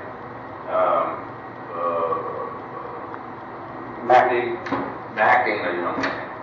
there's plenty openings in the next, I mean, I hope it's forever, but that there would be coming for new people to do, you know. But I hope you live by it. I know. One thing you gotta do, but when you're looking at 87 years old, you don't have much time. No, you don't. You never know. You never know. We hope you do, though. Yeah. Don't get me wrong. Almost 9, still moving. But yeah, I mean, you know, so there's room, and instead of having 4 members that are new, you get one here, that one can learn. You get the next one that can learn, and the next one that can jump on. It's not all about poof, and you put yourself backwards. You know? So with the term peace, so how would that be worded? We probably would just take it off. We'll Take keep it the off. term of office in to say, because we need to say it, Yeah. that all elected, or somehow that the all elected chief, assistant chief, and council members are in for life, or some way that we say basically they hold the position for life, or until Or until- resignation, or Or the council will ever move. council removal, yeah. But so, I mean, that still gives, you know, it still gives you the leeway of when you find that one person that's that, you know, one that wants to pass this along or pass that along or isn't right, that it could, you know, you could adjust them to another spot. When there are many people that once we get this constitution down that decide they don't want to hold the position anymore because of what the responsibility this will be a big- of upholding this Yeah. is. You know? Yeah. Yeah, well, my thoughts on chief, you know, as long as that man is doing a good job Yeah, and working that's for right. people, I don't think he should be disturbed. No, you keep it, Work you know, Yeah. it's small. It's a lot of stuff.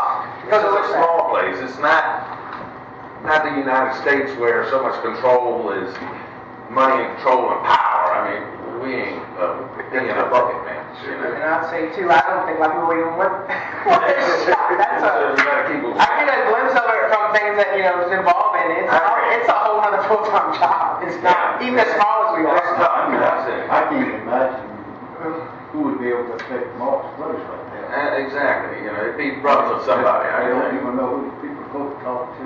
But They don't know what's going on. the thing is people would, with all the new people coming, they would want to do it just for the name, just for the recognition. Right. It's the wrong reason. It's not the right But reason. it would not be a true leader. No, they wouldn't. They would get booted. They need to know what's going on before they try to step into the Right. register. Right. And that's why I say, you know.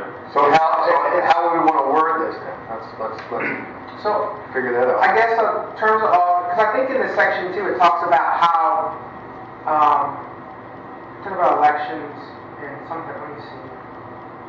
I think later on in here, we have to about how you can be removed from office. It does. It tells you that, yeah, back in here, it tells you that the chief or council member can be removed of something or whatever. Yeah. Like I said, I read this. So maybe we just put in this section that, let me just, I want to see where it's at. Duties of officers. I don't remember.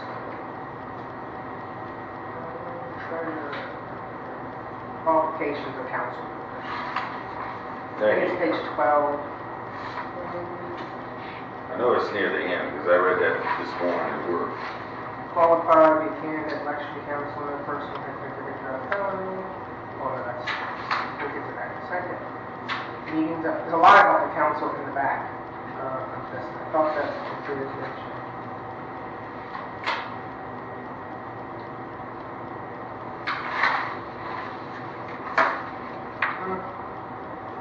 Okay, well, maybe we'll just put it because I don't. Yeah, already there's already said to be as the chief council. Maybe it was a trustee. It's in here somewhere. But we'll just put it in this section too. I can't hurt to say it twice. Yeah, come back and. So, Yeah, so I will delete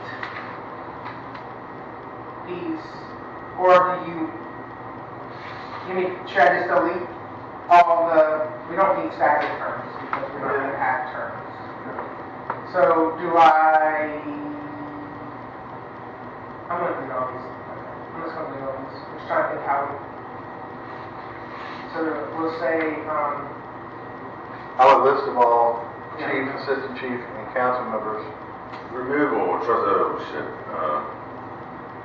removal maybe removing the majority of the trustees. yeah, I think it's in the trustee section. I don't know if we have. Other tribal council for any reason, including but not limited to failure to represent the best interests of the tribe. I think that's in that's 17, page 17, fiduciary duties, trustee, this still. Office.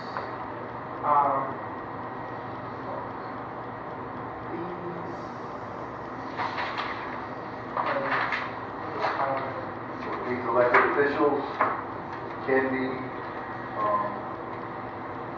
shall hold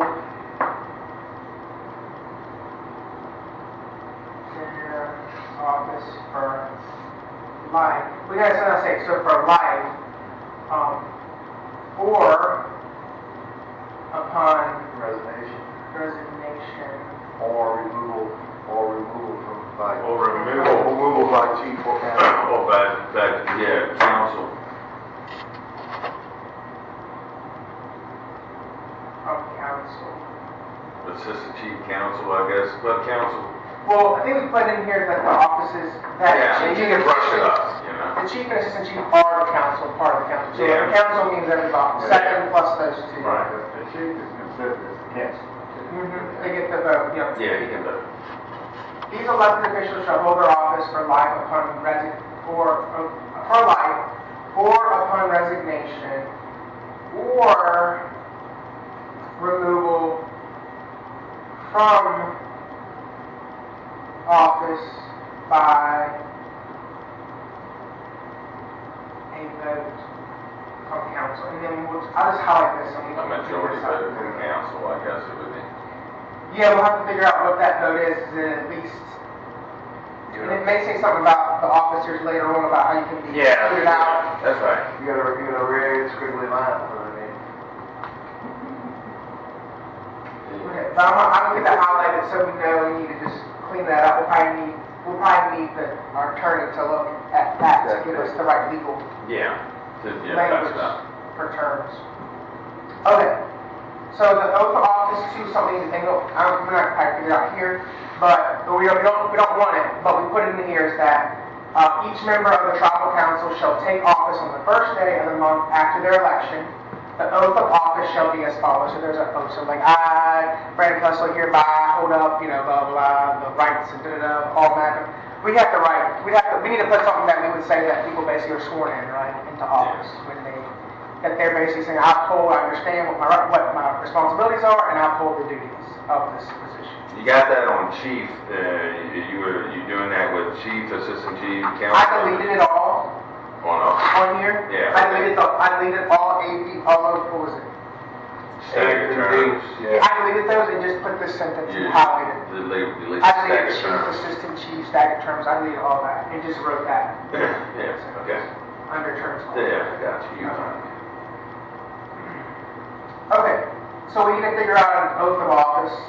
Maybe take a stab, someone take a stab at it, just add it in, and it should be something pretty simple, just Yeah, we could, upholding, you could highlight that, something we could do when there's more people that somebody might have some crispy, they like them, whatever. So next is Article 5, the powers of the tribal council.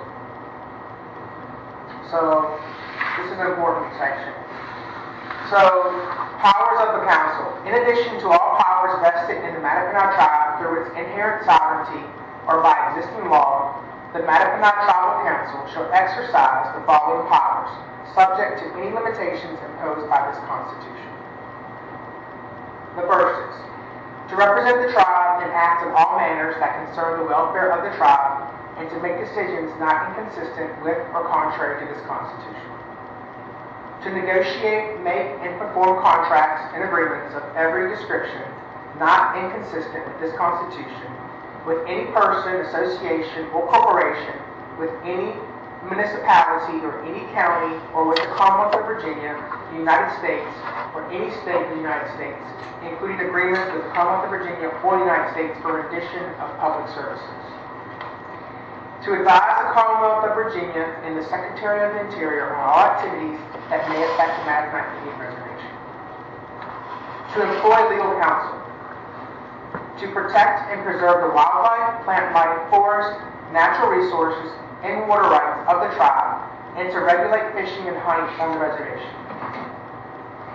To cultivate Indian arts, crafts, and cultures. To regulate the uses and dispositions of tribal property. To manage all economic affairs and enterprises of the tribe, including tribal lands, timber, fisheries, community stores, and any other tribal activities. To accept grants and donations for any person, state, or United States. To appropriate tribal funds for tribal purposes and to expend funds in accordance with an annual budget. To borrow money from any source and pledge or assign chattels, non-trust property, or future tribal income as securities therefore. To provide by ordinance for the assignment, use, or transfer of tribal lands within the reservation. To enact ordinances in accordance with applicable laws covering the granting of both surface and subsurface leases for such periods as are permitted by applicable law. To levy and collect taxes and to impose license fees. To enable ordinances to provide for the adoption of minor children.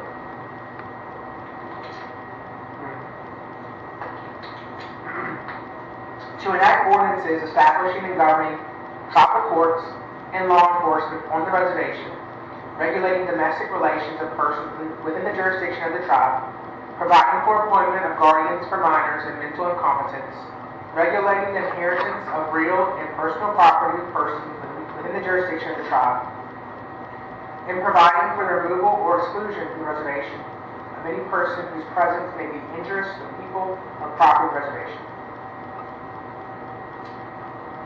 To enact ordinances governing the activities of voluntary associations organized for purpose of cooperation or otherwise.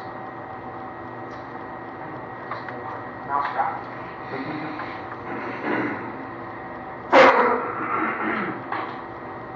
To regulate its own procedures to appoint subordinate committees, commissions, boards, advisory or otherwise, tribal officials and employees not otherwise provided for in this Constitution, and to regulate subordinate organizations for economic and other purposes. To call open forum meetings. The tribal council may exercise such further powers as may be delegated to the council by the voting members of the tribe, for which is vested in the tribe with inherent sovereignty by federal law. The foregoing enumeration of powers are in addition to, and not limitation to, the inherent sovereign powers of the Mackinac tribe. There's a lot of things there, but the thing that we mentioned is that's basically all of the powers of the council, what the powers are of the council are.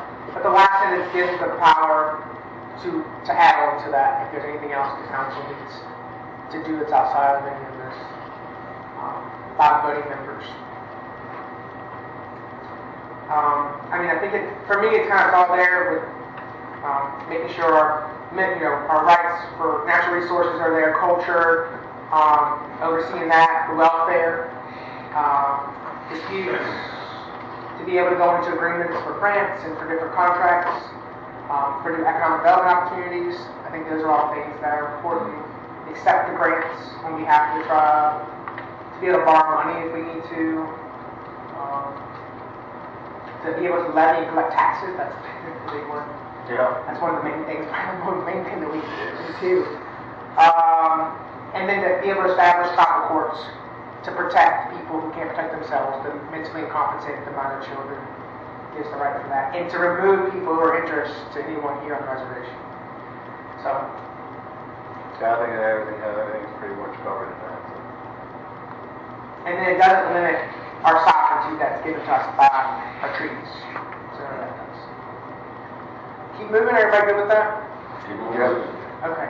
So Article 6 is elections. So Section 1 about regular elections, and we might, and this, I guess this still would apply if we have terms and we still have elections. Yeah, you still. But we might have to change the frequency. But anyway, so regular elections for tribal councilors shall be held every 2 years. So we got to take that out. So it would be held upon opening of a seat. Yeah.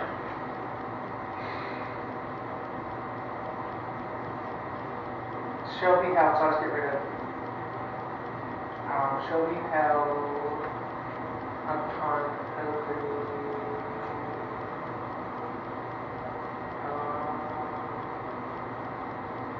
A seat position or a vacant position. And then so we can keep the same, so I'm just going to highlight this as we changed it so that we don't do it. So then, regular elections for tribal councilors shall be held upon opening of a vacant position on, we got to figure out when, so on the first Saturday of the following month, or, well, so basically we're trying to set that if someone resigns, leaves, gets voted out of a council, chief, assistant chief council member position, establish a time period that we would then have an election. So is it a month after the person vacates? Every 3 months, 3 months after the 3 months after, Yeah, I think- passes away, that gives that don't look like we're just jumping on top of, disrespecting them. The first so we'll say on the first Saturday of the 3rd month. Yeah.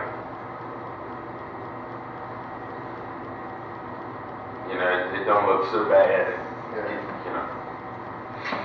From, And it's still we got,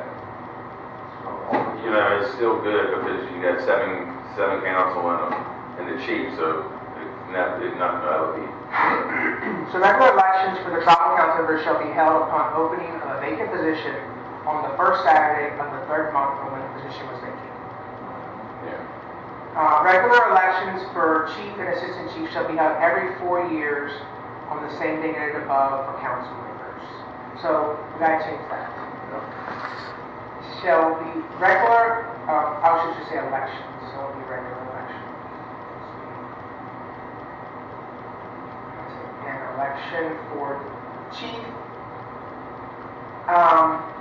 or assistant chief shall be held, and we'll have to put the same, upon opening of a vacant position on the same day noted above for council members. So for chief, assistant chief, if they vacate, 3 months after they vacate, we will have an election. Within that 3 months, yeah. Okay, I'm going to highlight that whole sentence just so we can have our legal people look over everything and change. We'll look over everything, but I just want to highlight those things. Okay, so then Section 1A talks about first election following ratification. So for the first election following ratification of the Constitution, all council member seats shall stand for election. So what this is saying is that when we ratify this Constitution, all the seats open up. So we're going to have to talk about that. Again, I would, when they open, you want to get, you got not, I would. So we can just remove this whole sentence. Yeah, because we don't have to have an election. Yeah. Unless somebody decides they don't want to continue on. And then you got the 3 months to do. Or we find out based on our Constitution that someone doesn't fit. Right. Exactly. Okay, I take it out. So you all can cross something out of your copy if you want to. But Section 1A is gone. So, section 2 is notice. So all elections shall be announced by special notice, posted at least 15 days before the election at the voting places and other convenient public places. So that's just saying that we're going to notify everybody that there's an election. Eligibility. Any enrolled to, this is where we got. This is one of the things we're at. Well, obviously it needs to be changed. Any enrolled male member of the tribe that is a resident of the reservation and is 18 years of age or older shall have the right to vote and to stand for election to the tribal office. So we just take the male out. Any enrolled member. I think that's one of the parts that we're having this conversation about. Yeah, take male out. Any enrolled member of the tribe that is a resident of the reservation and is 18 years of age or older shall have the right to vote and to stand for election to the tribal office. So that's the voting right. Yeah. Okay. That's right. Section 4, voting places. The voting place shall be the tribal council community building. Shall be, I should put community building. Community building, yeah.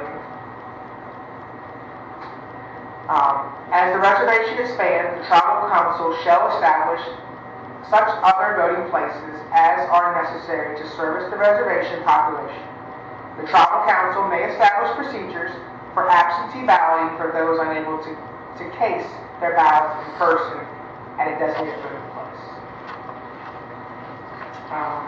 Anything on voting places, it's where we're going to have, and we can establish procedures for absentee balloting if we feel we have a need.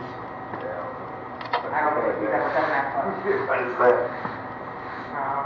Section 5, nomination of the chief and assistant chief.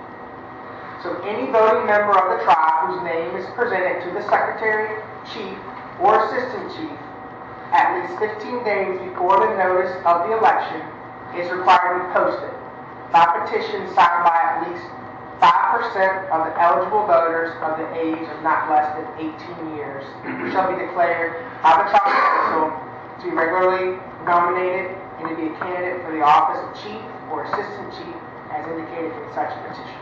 So I'll just pause right there. So, any voting member of the tribe, so that's the 18-year person living here in the reservation, whose name is presented to the secretary, so the secretary of the council, chief or assistant chief, at least 15 days before the notice of the election, is required to be posted by petition signed by at least 5% of the eligible voters of the age of not less than 18 years, shall be declared by the tribal council to be regularly nominated and to be a candidate for the office of chief or assistant chief as indicated. So as long as 5% of the total population of our eligible voters say this person Of the voters that are the voters eligible, but the voters here, here over the age 18, so at least 5%, that's a very small number, but still we don't have a lot of people, so. Look what we got here. Right, so it might, this is probably 5%, Yeah. of the voters, but anyway, so at least 5%, if they say they get one ballot, basically, for the position. So if I say I want Other to be, on the assistant chief ballot, then as long as 5% of other people agree, he goes with the ballot. Okay. Okay, so I think we're good with that. It shall be the duty of the tribal council secretary or such other person as appointed by the tribal council to post the names of all qualified candidates with the notice required in section 2 of this article. So they need to post it, in a conspicuous public place. Mailbox. Yeah. So maybe a good. I think that didn't someone have a board making a There tree used to over be one there? out here one time. Okay. And we used to tell you the truth, it was Put it on the tree. it was on the tree at the church, Yeah. the tree coming down the hill, And one over here. and the walnut tree right there. Yeah. That was the 3 posting Top of the places. hills, yeah. Yep. So I mean, We used to have back when I was a kid, we used to have a gate right there. And had a gate at the bottom of the hill. Yeah. We heard that better now. It was always posted there, it was posted over here. yeah. So I mean, we could go back to we just put a board up. We can just. Putting something up front. But almost like we had at the church, Yeah. message board. Just put everybody in the box and just put it up just so you said it was posted. Yeah. Anyway, that's Statute something. of limitations didn't do that. So nomination of council members. So I think this is pretty much the same as above, Yeah. but any voting member of the tribe whose name is presented at least 15 days before the election to the secretary, chief, or assistant chief, at least 15 days before the notice of the election is required to be posted by petition signed by at least 5% of the eligible voters of the age of not less than 18 years shall be declared by the tribal council to be regularly nominated and to be a candidate for the office of council member as indicated in such petition. It shall be the duty of the tribal council secretary for such person as appointed by the tribal council to post the names of all qualified candidates with the notice required in section 2 of this part. Okay, so section 7 is election requirements. And we have a decision to make here. So all elections shall be by secret written ballot, is what is written here. You know, we have done that in the past, but the council shall have, well, I got it as secret, but the council shall have the power to prescribe ordinances governing the conduct of referenda and elections.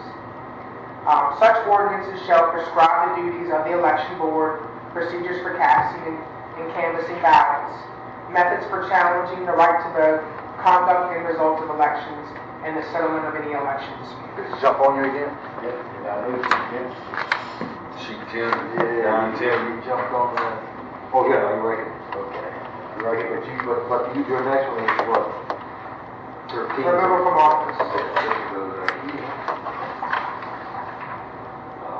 Yeah, that's that one right there.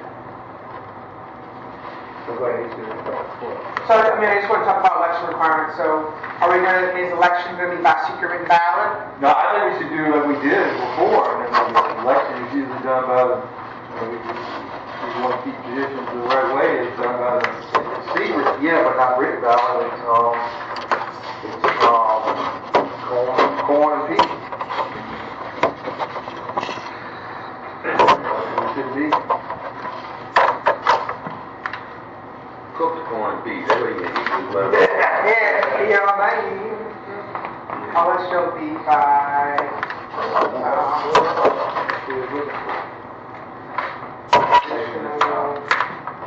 corn and pea, vote. Yep.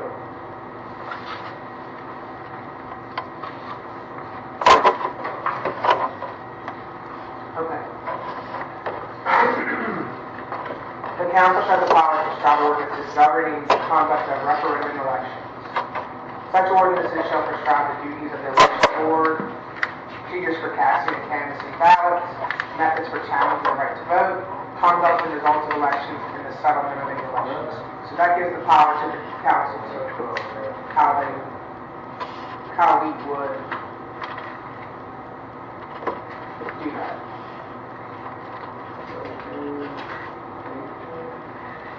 Missing 12. Oh yeah, here it is. Got one. We got 10 and 11. When did you read 12? I noticed that my packet was missing page 12 too.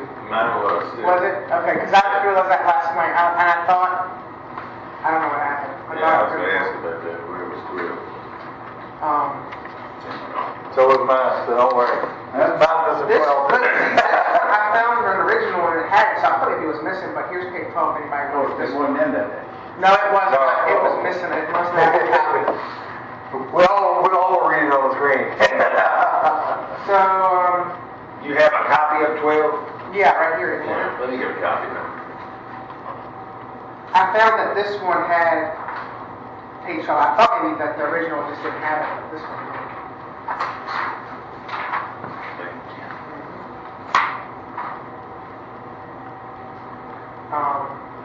Removal from office. Section 1. What we have? Removal from office, Article 7. Okay, that's it. So this is about removal. So if the chief or assistant chief or any member of the council resigns, fails, or refuses to attend 2 regular meetings in succession, unless excused due to illness or other causes for which cannot be held responsible, or shall be convicted of a felony or of a misdemeanor involving moral integrity, the council shall declare his or her position vacant.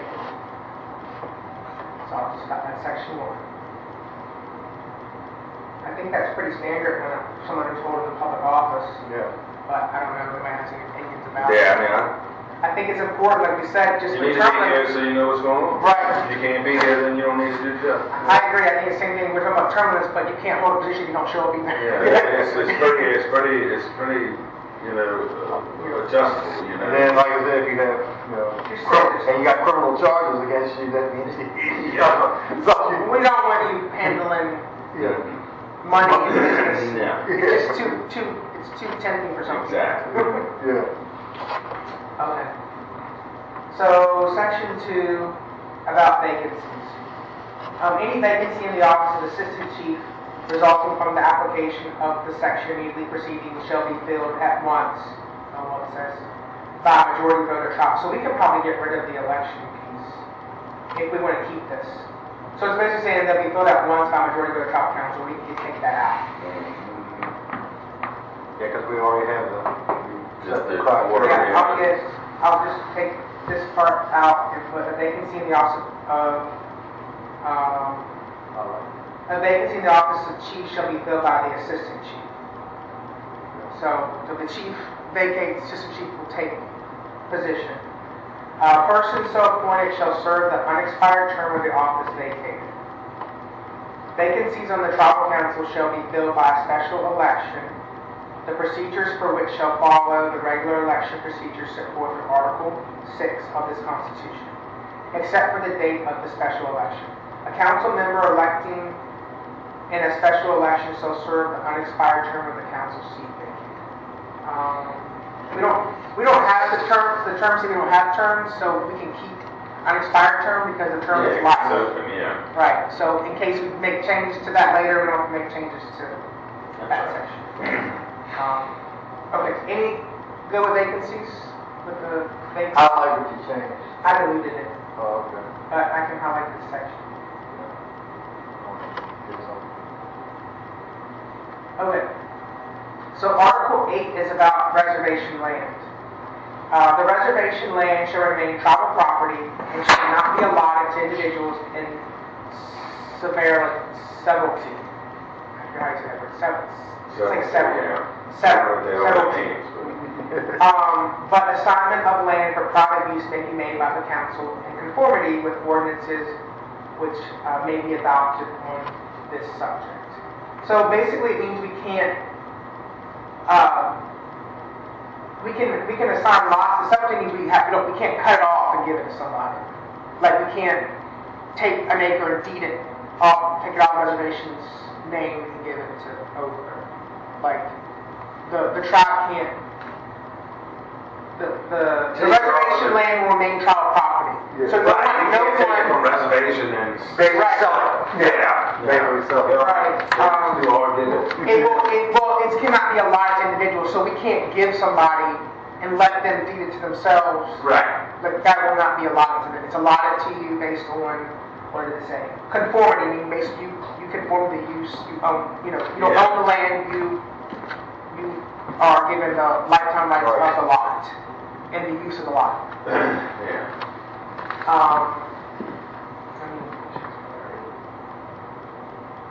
Maybe, but it still gives that the council has the right for ordinances. So if there's something that we need to address, we can create an ordinance to adopt it about reservation land. Okay, Article 9 is about amendments. So this Constitution shall be amended by a 2/3 majority vote of the eligible voters of the tribe voting at an election called for that purpose by the tribal council, provided that at least 30% of those entitled to vote shall vote in such elections. I'd say get rid of the 2/3 this year. Like, so you don't know who else will be here. At 30%, what is that? That's in brackets too, or is that? Yeah, that's another one that's, he just needs to be the popular vote. Yeah, 2/3 is in brackets, so that was just. Well, wait a minute, This is for changing the Constitution. Yeah, they changed the Constitution. So, Yeah. so the council would be responsible for making the changes, but any amendments have to be approved. So if we make any changes to it, it's saying that we need 2/3 People. of the eligible voters to approve the amendments in order for us to push them through. I think your final voice, well, the eligible members, 2/3 of the eligible members can introduce it to the council, and then the council make their decision on if it's. Well, they wouldn't introduce it. The council would want to amend the Constitution, so we would say, okay, we need to change this section. Right. So we would then put it together, and then we would have a vote to say, okay, election basically of the eligible members, and it has to be at least 2/3 of the voting members in order to pass the amendment. So kind of like when we go to our special election in the county, and they're like, okay, there's a special about, hunting rights or something that, they want to do this licensing fee, and everyone votes. That would be the same thing, you vote on that amendment to change the current law. Yeah. So really, bottom line is, if we want to change... It's giving the power to the voting members to change the Constitution. Do you want to pull it back to the council? I guess. I don't think it gives the power. I think it's because the council is the one who puts it. But they have the power to pass it or not. Yeah. We have the power to introduce it, but everyone has the power to decide if it actually goes into effect. I think everybody should introduce it to the council, and then the council discuss and make a decision on it. Otherwise, a law, you'll be here for years and so much confusion. And then it's, again, back in here, it's an obligation of the council to instead of the confusion against family to family, you get rid of that. Then you leave it to like I said again, back to, you gotta have your trust in your chief and council to do the right thing. And I would leave that final vote to the chief and council. I really would. If it wasn't agreed to, then go appeal it. That's in there somewhere. I know that you read. I think it's the something. Trustees. Or go to the trustees, right? And So maybe the Constitution could be amended by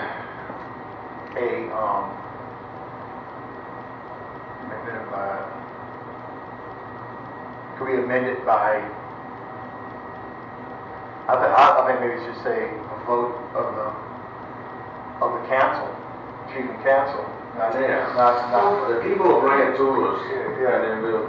Well, so the way that I envision, based on how the council's set up, and I get it, I just want to make sure it's all clear, is that the people will complain, right, after bringing it to us. They can complain, but it's the council would... They will ask.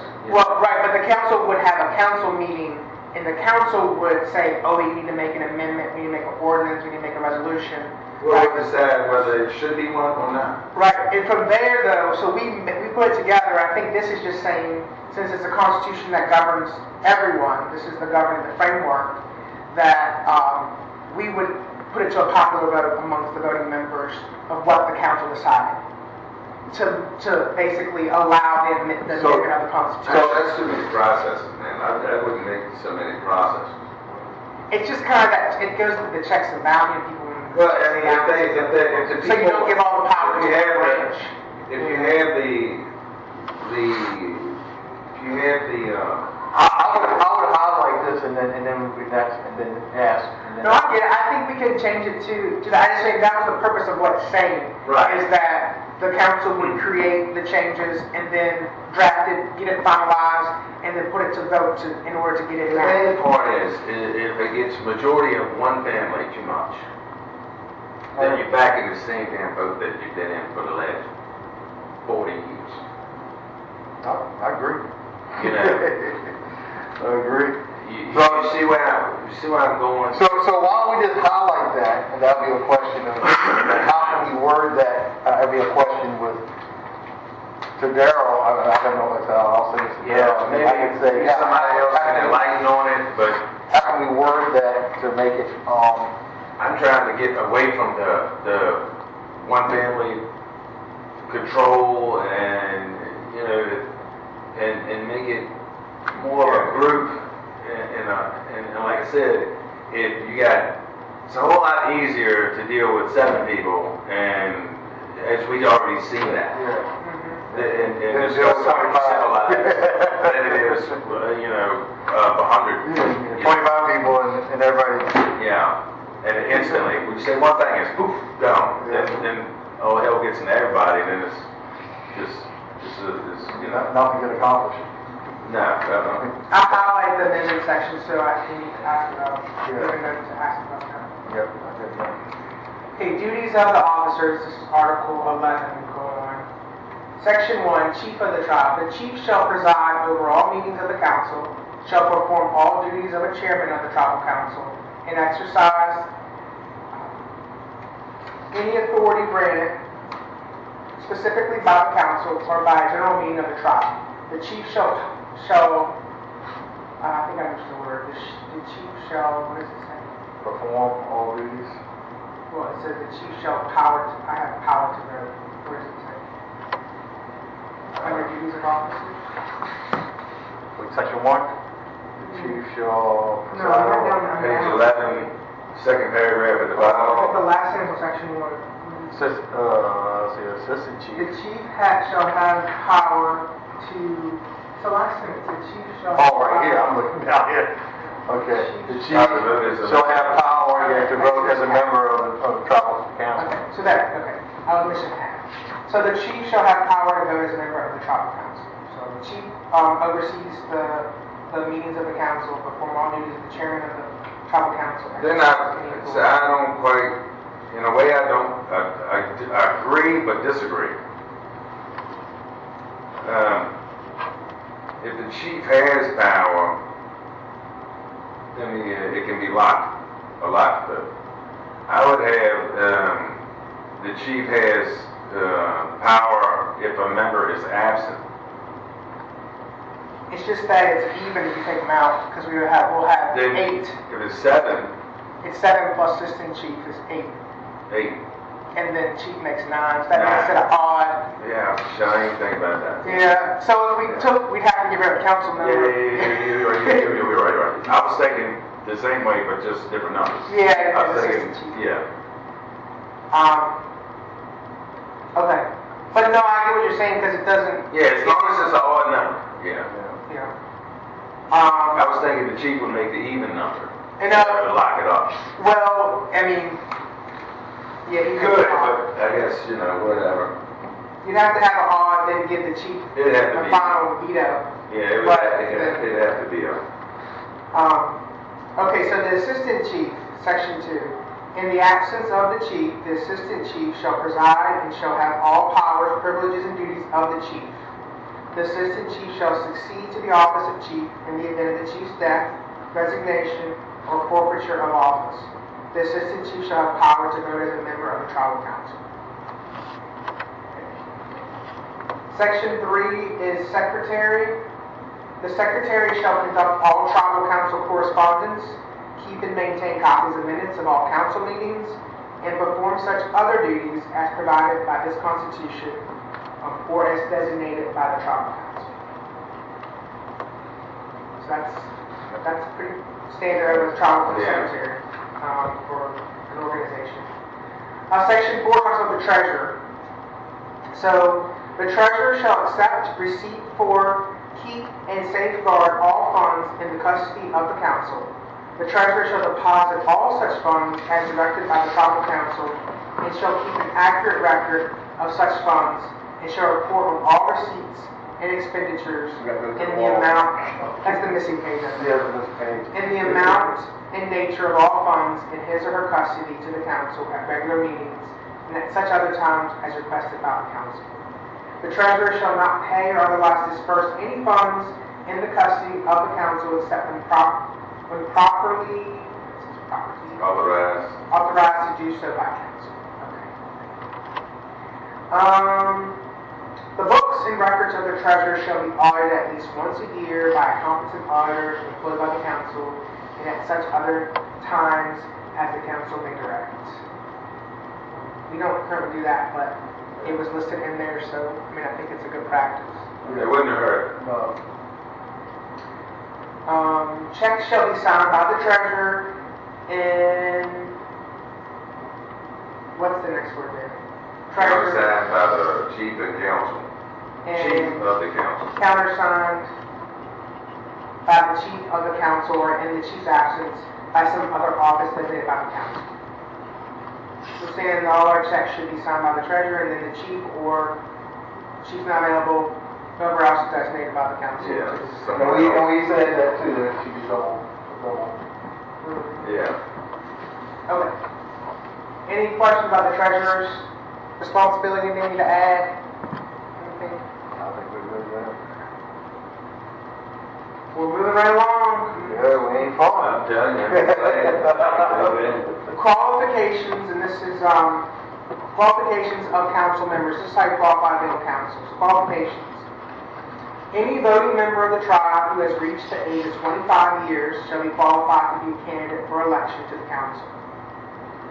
We have a decision here in here. So, no person who has been convicted of a felony shall be eligible to hold office in the council. No person who within the past year preceding the election has been convicted of a crime involving moral integrity shall be eligible to hold office in the council. The following crimes and no others shall be considered crimes involving moral integrity: adultery, robbery, embezzlement, extortion, fraud, forgery, perjury, theft, or public intoxication. Should be eligible. They shouldn't be eligible, right? Right, so the following crimes and no others shall be considered crimes involving moral integrity. So what did I say? No person who within the past year preceding the election has been convicted of a crime involving moral integrity. So anybody who's been convicted shall be eligible to hold office in the council. In the past year. Within the past year preceding the election. I would do more. Other I crimes. mean, here you have it somewhere in the nomination, but she just. I think the chief says she can't ever. Yeah, I mean, it's, you wouldn't want no less for your council. No person. Okay, well, It's just to go to say that you know better than the man that works for you. no person who has been convicted of a crime involving moral integrity shall be eligible to hold office in the council. Yeah. Okay. You know, that's what, in my opinion. Yeah, I think you talk what we talking I agree. I think everybody, you're, it's pretty. You're held to the standard, and you need to. Yeah. You need to do the same. Need to maybe be you take Kirk Moore up there to the governor, and it doesn't look good. Yeah. How have you been all your life? That prison. Yeah. I'm not saying he's a bad guy or a good guy, but I'm around the same gas station 3 times. you need to have some kind of good couth about yourself. And Right. You have the reputation. That Yeah, reputation right. says a lot. Okay. So we're good with that then. So section 2 is something we got to think about too if we want to use. It's about if we were to allow, it basically says that no federal, Commonwealth, or county employees. Section 2. Take the time. No person shall become a member of the Mackinac Tribal Council or serve on any board of directors of any tribal enterprise or any committee, commission, or board which is under the jurisdiction of the Mackinac Tribal Council if employed by the Bureau of Indian Affairs or by any other federal, county, or Commonwealth agency. We might need to change that because, aren't you from what state? I don't know. I mean, people should be able to work for state, but maybe It's not hold, outside of the reservation. but not hold a public office for the state. Like, we don't want you to be governor and then be on the council here because it could conflict, Yeah. of, I don't know, Yeah, to pick the best of the two evils at that point. Yeah, I would say public. I wouldn't say public office either because you take like Frank Adams. Yeah, he was on the board of supervisors. board of supervisors. Yeah, but I mean, it stood That out. can help you sometimes. It stood out a lot. But I guess, but they can conflict, so I guess it's good from the tribe to be there, but I don't think he was chief at the time, but I don't know. No, he wasn't. But still, Yeah. it may even put somebody in a bad position too. I don't know. You just don't know what will come up. Yeah. If like the reservoir, you know, if you were on one of the boards that were pushing that through, Yeah. You know, and then we don't want you to know what's going on here because not that you would. confidence, you're confident there, and you got confidence here too, so. Yeah, so I think that's why it's there, but I think you might need to refine it. I would highlight that. Yeah, that's another one. Get somebody with some more brains than we got to, words that can. Yeah, because you should be able to be a state employee as long as you're not like holding in an office. That conflicts I think with Steve it. Atkins was the director of human resource for the state of Virginia, Yeah. and the chief too at the same time. I think he held that position for a long time. Yeah, so. We don't want to discourage people from participating either, because that does look good to participate. Yeah, that's what you want. You want your It gets you some business exposure and people and networking. And, that went a long ways with Frank and yeah, so I guess we just got to figure out where the cutoff is for Yeah. what positions you should hold fellows. and let somebody look at that and, Okay, I highlight that. And then, well, think on it ourselves, you know. so, and then the next section 3 says no tribal employees. So no person shall serve as a member of the tribal council if currently employed by the tribe. And I think that's because the council is going to be overseeing that person's job, Right. money, and employment status. So I'd be one of you those. have a vote. I'd have to put cat back on it. Well, that's like a mom and daughter. She her. But that's like, so let's say if the tribe, like for this A&A grant, talk about that. The A&A grant, we have positions that are open. You can't be on the council because the council's going to be involved in making the decisions about who gets the jobs. Yeah. Right? And then also the money, so paying out and then firing people. Yeah. You know, so if someone's on the council, they have a vote to say they get to stay. Yeah. You know, so it just creates a conflict, I guess. Yeah, I think that's. So you got to take a leave of absence or some sort if you're going to take on a job for the tribe to be on the council. Yeah, I think it's. Now later on, if we decide, because like I said, I think the council and the assistant chief and chief could be full-time jobs in themselves. Yeah. So if we decide later we find some money somewhere through whatever avenues we go, if we decide to make them paying positions, then that's different. To pay our for our time, I think some tribes give stipends and stuff for the people who meet on council and chief and things like that. So, but anyway, we can talk about that as an ordinance or later on. Okay, so I highlight that one there. So the next is the meeting of the council. Anything before we go into meeting of the council? Keep it. Okay, so Article 11, meetings of the council. Section 1, the first meeting. At the first meeting of the council after a regular election, the council shall see that all members have a correct and clear understanding of the Constitution and the management of the tribal and reservation affairs, as well as the rules for the conduct of the council. Very. Yep. Section 2, regular meetings. The council shall hold its regular meeting on the first day, so when we have our meetings normally, Yeah. in each month at a certain time, unless for some reason the chief or assistant chief shall issue notice the meeting will be held on another date and time. So usually it's third Thursday. Yeah. Third Thursday. Yeah. Been like it 6:30.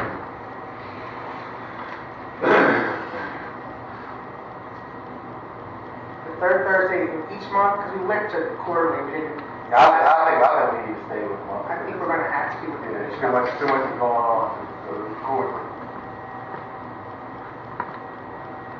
6:30. Okay. Special meetings. So special meetings of the council may be called by the chief or assistant chief, or the chief or assistant chief shall call a special meeting upon written request of 3 or more members of the council. So we have our normal meetings, but if we need to hold a special meeting, the chief or assistant chief can call them, or upon written request by 3 or more members of the council, I think can that's they good. request. That way, if it is conflict that involves the chief or or have to be the assistant chief. There's always another avenue. Okay. Yeah, you got that in brackets, so what is that? That was just, if we should, it should be the chief who has the full power or chief and assistant chief has it. So we want to get, is it the chief and assistant chief? I think Across special One's just meetings? as good. Yeah, I think we should have one, you never know. Well, if the chief isn't there, already says that the assistant chief steps in. So I don't know if we need to say assistant Yeah, chief. if you have, I mean, if you have, the assistant chief should have the same power as the chief, but just not in use until the chief is at a commission or not available.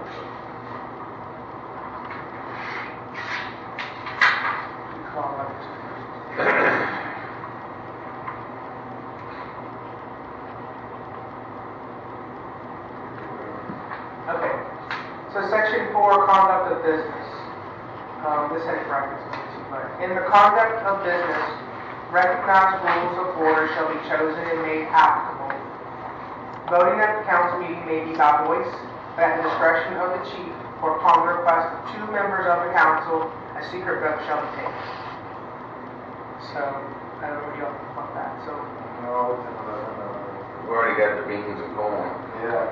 so Just leave it like that. I mean, So if 2 members of the council request a secret vote, then it goes secret, is what it says. yeah, Oh, okay. Or so we have, should it be majority, or should it be more than 2 members of the council? Because the council is not. Even if it's one, if 2 people, if one person don't want you to see their vote, then they should have that right. So they don't feel discomfort in the way they vote or whatever it is. So, 2 people, But still, even if it's secret, you got the beans, the corn and bean. So either way, it's either hands or not hands. But Yeah, I don't know if we would use the corn and the peat on this though. I think this would just be like a, but I mean, elections we would, but I don't know if we would for just a normal vote. normal vote. If somebody didn't want you to see what they voted, then it would be. No, I agree. I mean, I just said, is 2 the right number? At least 2 members of the council would request a secret vote, then we would go secret. Should it be more than 2, or should 2 is 2 are good? So we have 9 people. Is that it? Hell, 2, man. I mean, maybe Yeah, I myself, I don't care. Like I said, I don't think it'll come to play a lot Now, anyway. Well, sometimes it's important though too, for some people. But I think what we got, what comes down to sometimes, and we're kind of touching this a bit, is that people have close family ties, right?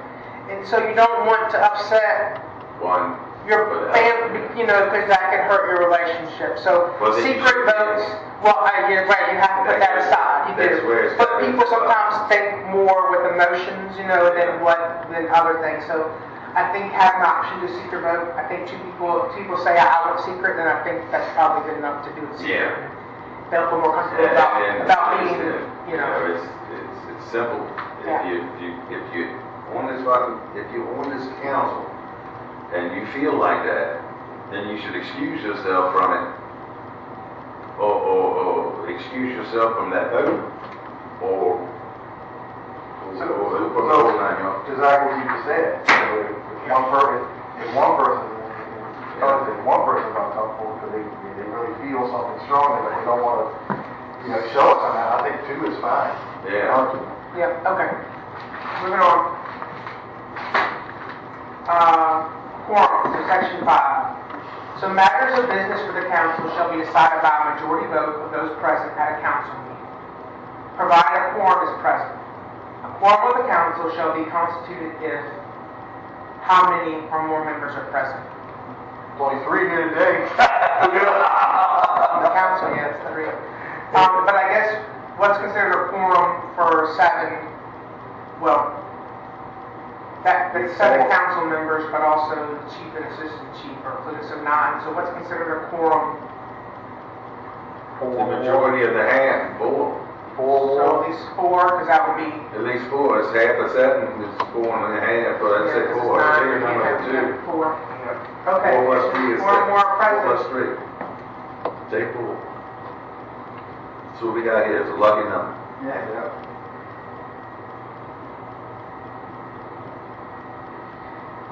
The tribal council may prescribe rules for meeting via telephone. So this is when we need to update. This is from 2001, so we have more options these days. But the tribal council may prescribe rules for meeting via telephonic conference call as long as all members of the council are able to hear one another on such telephonic meeting. So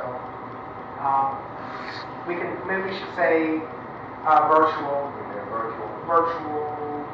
conference call. So telephonic. And we get everybody set up on that in one day. We can meet video on our phones.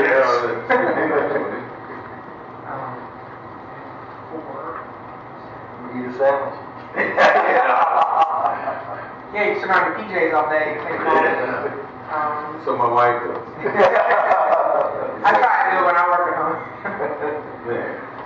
As long as all members of council are able to hear one another on such meeting.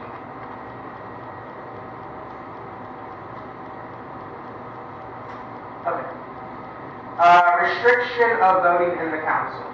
In any matter coming before the council which involves any person or company, no member of the council that may be directly connected with the party so involved shall be permitted to vote with notice to, in the special consent of the remaining member of council. So if you have a direct connection to the situation, issue, party involved, person, shall not be permitted to vote. Yeah, you can stand. Okay. That's good. Okay, and then ordinances and resolutions. Section 1, ordinance and resolutions. All resolutions and ordinances shall be signed by the chief or assistant chief and attested to by the tribal council secretary.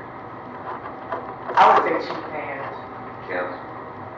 at least, well, I think the tribal secretary is the one who, and we can go there because we've done that in the past. Yeah. But in this, it was written that the tribal secretary would basically attest to everyone else's agreement. They would sign on behalf of the rest of the council that they witnessed the vote. It was favorable. But in the past, we've had everyone sign their name. It's good for documentation. Just like we'll see them. It really is. I was thinking that one person was in there. Who was that one person? It was, On this? yeah.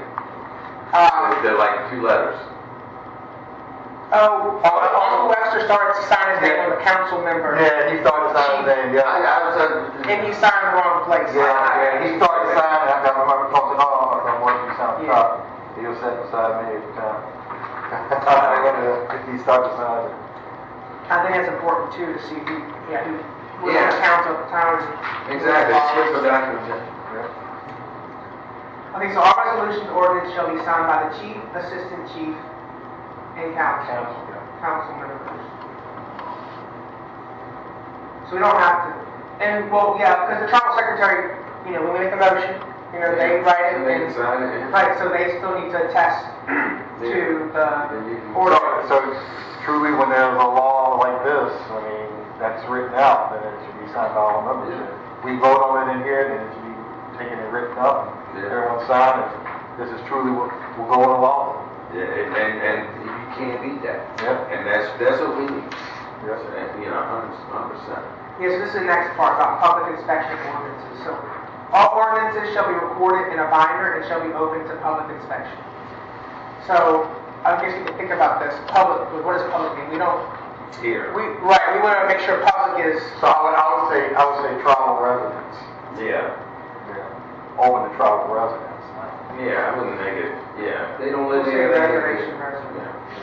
Yeah, because once again, people need to understand we don't have any jurisdiction over anybody that doesn't live here. That's right. The council doesn't deal with you if you live in Richmond or, across the way.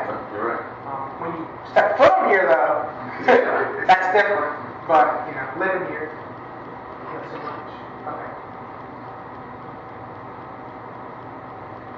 Open a binder shall be open reservation resident. Section 3 is kind of the same thing. But that's ordinances, and the section 3 is resolutions. So it's 2 separate. So all resolutions shall be recorded in binder and shall be open to, and I'll put reservation residents.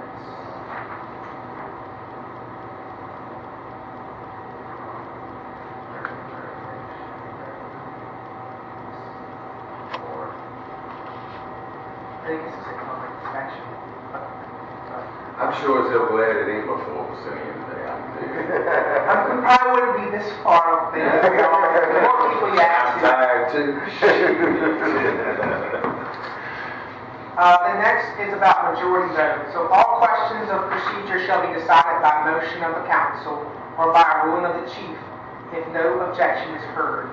In all ordinances, resolutions, or motions, the council shall act by majority vote. You do that today. Or by a ruling of the chief if no objection is heard. Okay? Everybody good with that majority vote section? Oh, yeah. That's what we do now. Okay, and now we have section 14, meeting of the tribe. General meetings. The council may from time to time call meetings of all members of the tribe to lay before them such matters as may come before, did I keep this wrong? May come before such a general meeting? Yeah, that's right. Okay. I was doing this at 1 o'clock in the morning, typing this off last night to try to get it ready for us to get approved. A general meeting of the tribe shall be called upon request of the majority of the qualified voters. What do you think about that? General meetings are open to the participation of all members of the tribe, but only voting members may vote at general meetings. So general meetings are the ones that we used to have where everyone came, the council plus all voting members came. Residents. From the residents, yeah. So, a general meeting of the tribe shall be called upon a majority of the qualified voters. So, if the voters majority want to call a meeting, they can. That's what it's saying. I don't know if you want to do that, but general meetings are open to the participation of all members of the tribe. So, I think we should change that to, we should say, That they're open forum. Yeah, all the form on the bottom, of all voting members of the tribe.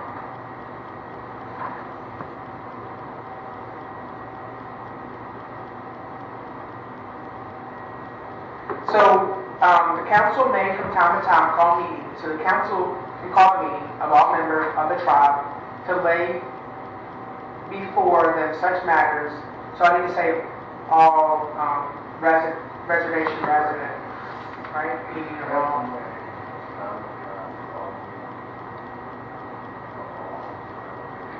What they call an open it right below that? I think the open forums are That's just everybody, voting, non-voting. I think, yeah, open would be, I don't know, is open forum, I don't know which one is. So really open will go away, what we're doing here. No, because one's going to be for everybody who's on our travel roll, whether they live here or not. And Yeah, one's just going to be for like outside the council who lives here. Yeah, like if you could do a highway meeting, who's for help, it'd be an open forum. Yeah. You wouldn't use that very often. Or some of take the hurricane stuff. If somebody needed help, or we got shipments coming and everybody wants to throw in a hand, or more open forum, or if we got something that needs to be reservoir, we need people with the reservoir, open forum, Yeah, so general meetings would be with our residents. Yeah. Open forums are going to be with all of our tribal members. Yeah.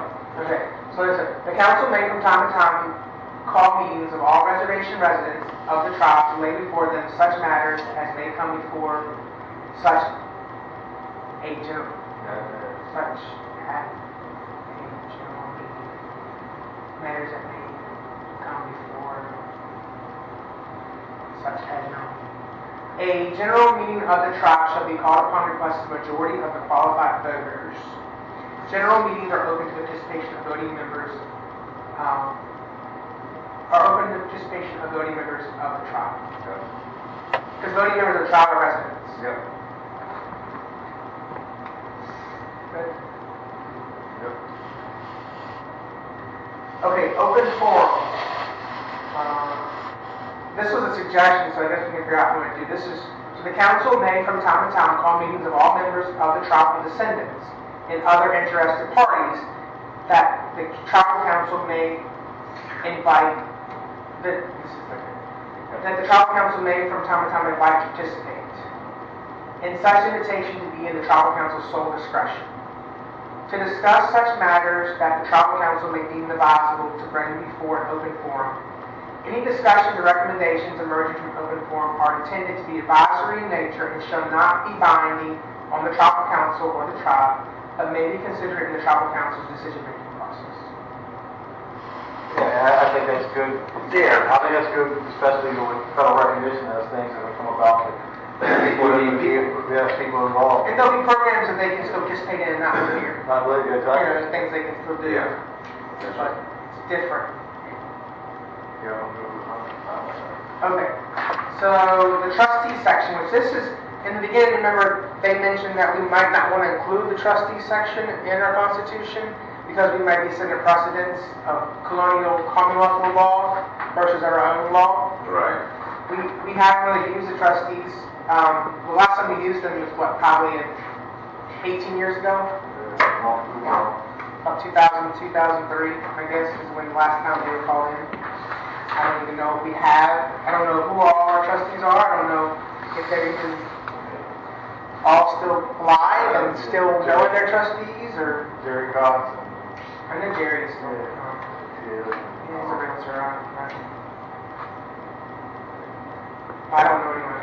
And lawyer up in D.C. that used to be our lawyer when we fight the reservoir. I think in this section, when I was reading it last night, I almost have been giving them too much power in some situations. But as long as we can enact it and still have control, I think there are always some situations where we're going to need we're going to need to remove ourselves from because it's too close relationships, or it wouldn't necessarily be a totally fair decision in some circumstances. So I think that there needed to be a neutral. Yeah, absolutely. And it needs to be somewhere for, if someone doesn't agree with something, somewhere else for them to go. And that is, not looked at as people here and judged, Yeah, okay. I do think that is. I think it needs to be. Okay, well, let's read it and just make sure we agree how they can initiate it. So, Section 1, responsibilities of the trustees. A, dispute resolution. It shall be the responsibility of the trustees, acting as a body, to resolve disputes brought before the trustees by the tribal council or any member of the tribe. Tribal descendants may bring disputes for resolution by the trustees only if the dispute involves the tribal council, if the dispute involves permission for residency on the reservation, if the dispute involves a complaint against a tribal member and such dispute arises on the reservation, if the dispute involves denial of the complaining tribal descendant's membership in the tribe, or what they consider the tribal council. So it's saying anybody who's a member. I understand why they say descendants, but most descendants don't live here, so what business of it is theirs or ours or their, that forth, I can see the one thing. But I understand why. I can see the one thing that get here. Exactly. That's the one thing that they would probably go first to complain about is why they can't be here. So, yeah. So, I mean, I don't know if we should. Honestly, it probably should be there for them, if you want the honest truth. And if that's what we would do, that's what we need to do. However you look at it. So, yeah, I mean.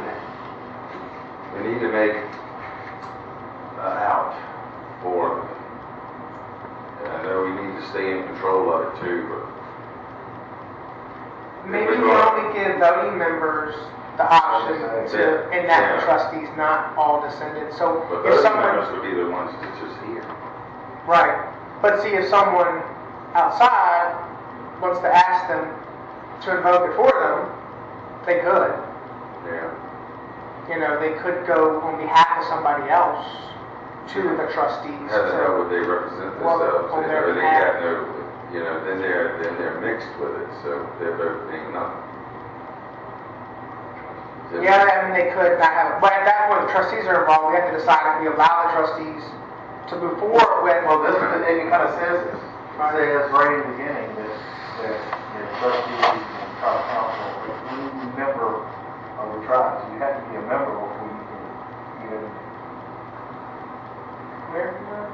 I'm reading the very first sentence. It shall be the responsibility of the trustees acting as a body, Resolve disputes brought before the trustees by the tribal council or any member of the tribe. So you have to be a member anyway. So take the sentence out and put tribal member, but that still can mean descendant. Tribal members may bring disputes, resolution by the trustees only. or take descendants out.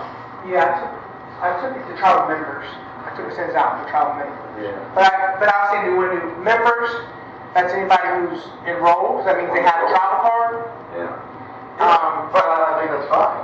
Yeah, Because we were accepting them anyway, and we gave them a card. Yeah, so we, Yeah. one come home. Yeah. Okay. If the dispute involves the tribal council, so this is the only way that they can enact. They can bring disputes to trustees. Doesn't mean that that's going to happen. Yeah, and the trustees, they're going to come to. But they gotta come to the challenge first. They gotta go through here first. And then they're going to maybe jump to the Right. trustees will come to us and say, what's going on? And we tell them, hey. If they see fit, then, well, you could get them out also. Yeah. Put it in there, if the trustees meet and see fit to proceed, then, so They can use go forward. Yeah.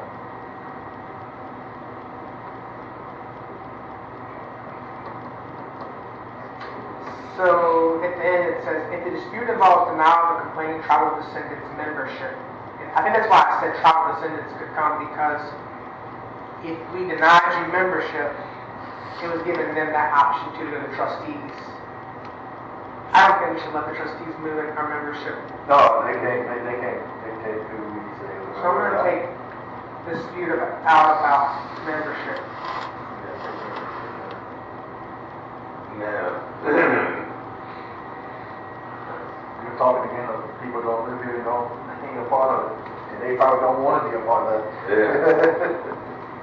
It says, or if they have to consider the tribal council to bring disputes to resolution. So, if it involves complaining against a tribal member and such disputes arise on the reservation or with the consent of the tribal council. Okay, dispute resolution procedures, and I'll put this copy out that I've made, and so have a cleaner version too. So,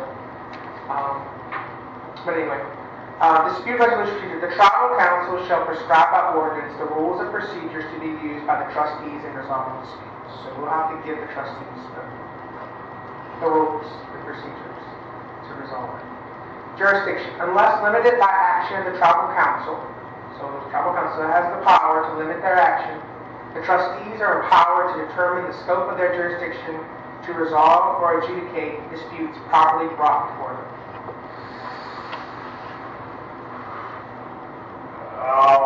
That's not really true. Only thing the trustees can do is make a recommendation, and the council votes on their if we accept their recommendation. Yeah. And which should be considered, strongly. Well, I think he goes into more detail further down, but I think that's saying the jurisdiction of unless limited. So that's like this, like who falls under jurisdiction. So unless limited by action of the tribal council, the trustees are empowered to determine the scope of their jurisdiction to resolve. So that means that they look at it and say, I can't touch this. Yeah. This happened out in Richmond, has nothing to do with the reservation, and this is Virginia law. This isn't tribal law. No, I can go with that. All we talk about The jurisdiction. But it still says that the tribal council can limit their jurisdiction. Maybe something you want to highlight for LIS. I'll highlight it. Well, yeah, topic to make sure. I think this whole trustee section needs to be highlighted. Yeah. I just worry about giving them too much power and then they Yeah, it's a family. overthrow our decisions. If someone does, and then we also then sort of precedence that if someone sees, oh, trustees are returning stuff, I'm just going to go right to them and get stuff done. You know, so we just got to make sure we know what that means and that there's a process to get to the trustees if it gets to that point. So fiduciary duties. It shall be the responsibility of each trustee to act in the best interest of the tribe, both collectively and as individuals. A trustee may be asked to represent the tribe in interactions with non-tribal persons and entities in order to preserve the welfare and sovereignty of the tribe. It's pretty self-explanatory. So selection of the trustees. The trustees shall be appointed by the chief or assistant chief and confirmed by a majority vote of the tribal council.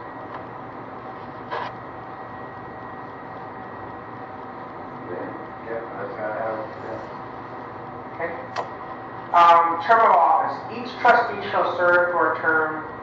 You want to put a term on them? They've been the lifeline. They've been always been a life of them. Yeah, as long as they want to, yeah. For a life term. Because then Garrett's son now is taking over his spot too.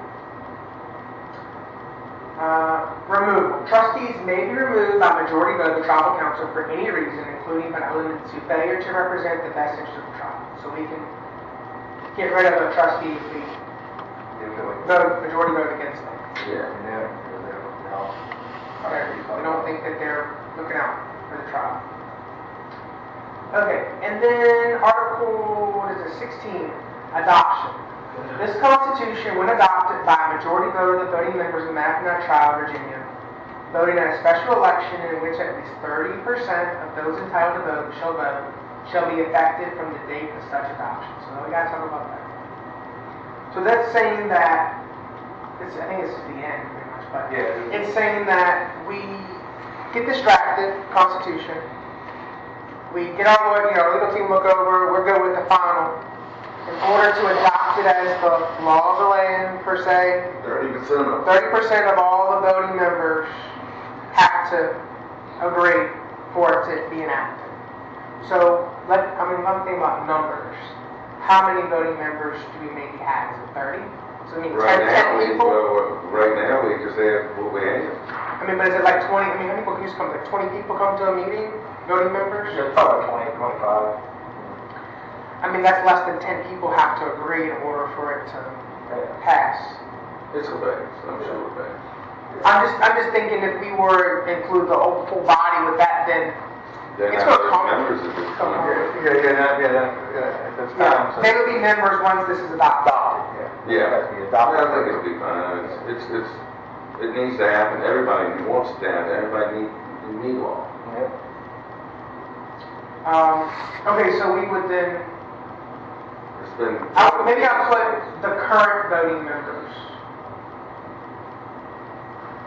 of the Mackinac Tribe voting in a special election in which at least 30% of those entitled to vote shall be effective from the date of such. So at least 10 people have to show up and vote in order for us to in majority vote.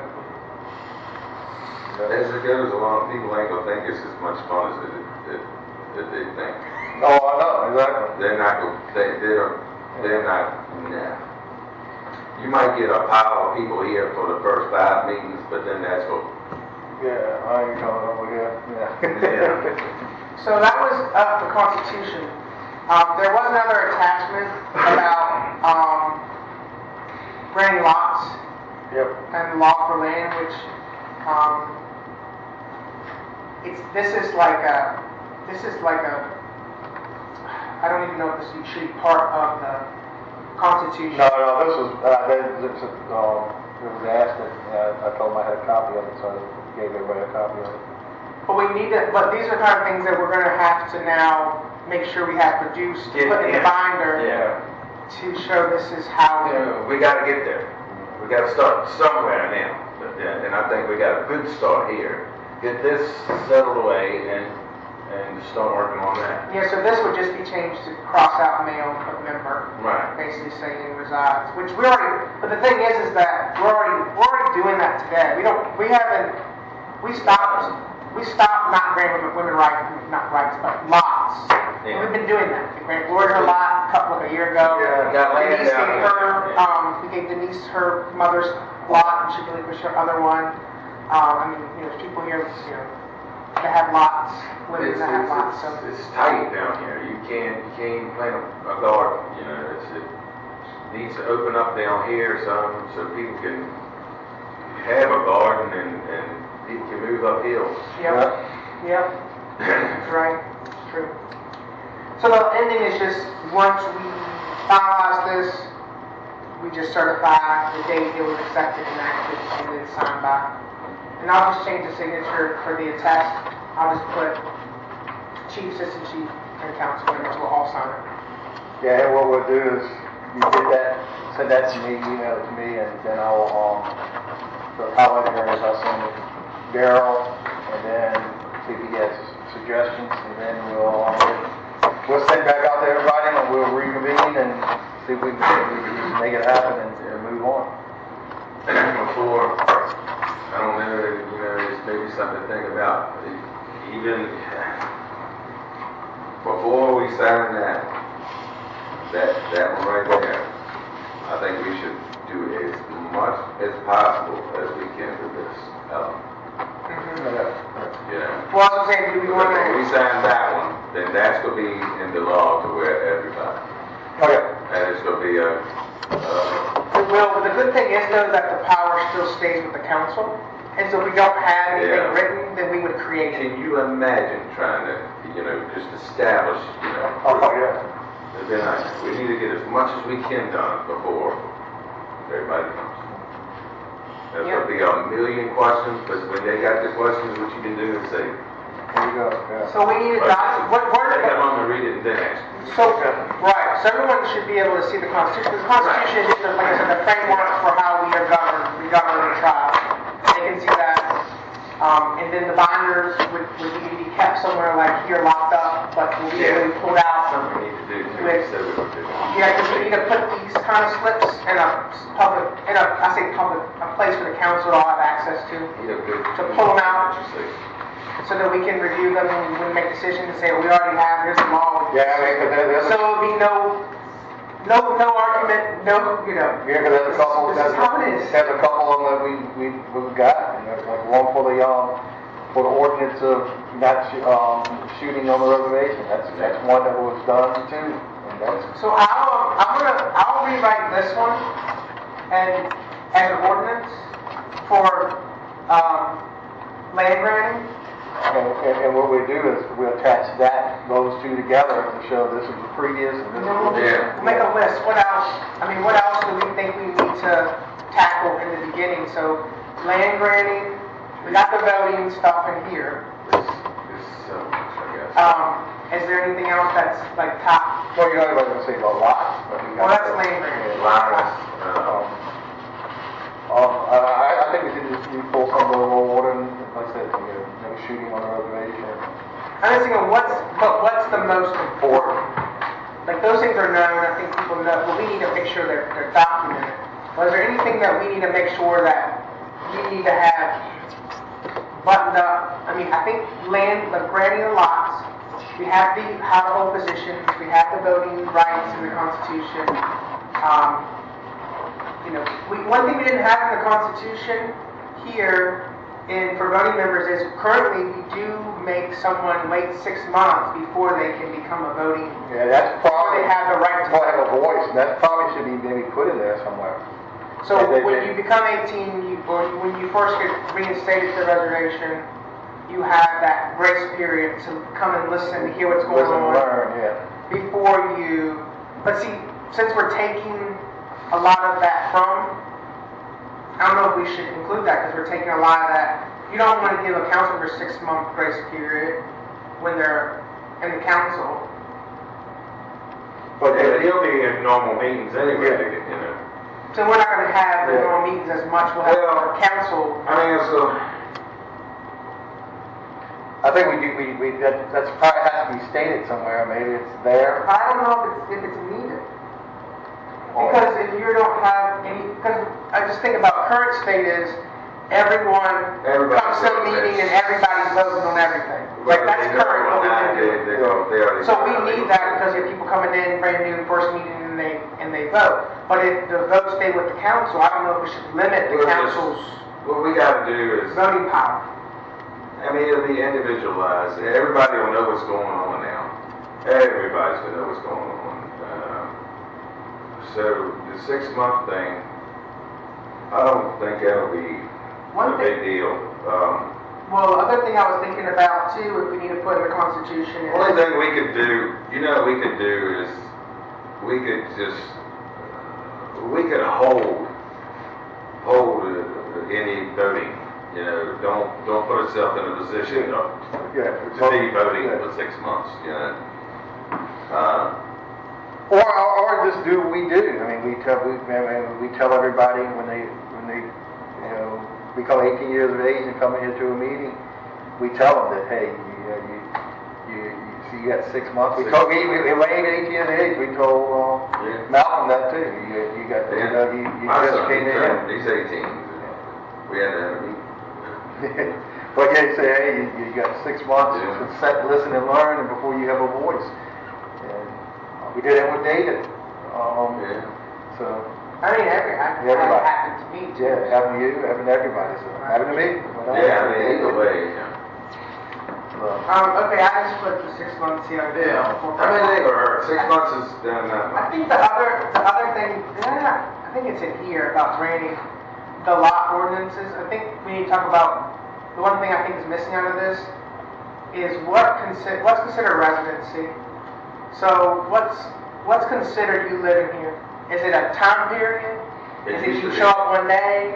I know it is, and it says you have 2 years to improve lots and do with that, but you had to live here 6 months. What's considered vacancy? 6 months out of the year. I said when Danny was fixing the house up there, he stayed down here because they were going to 6 months out of the year. 6 months, yeah, 6 months out of the year.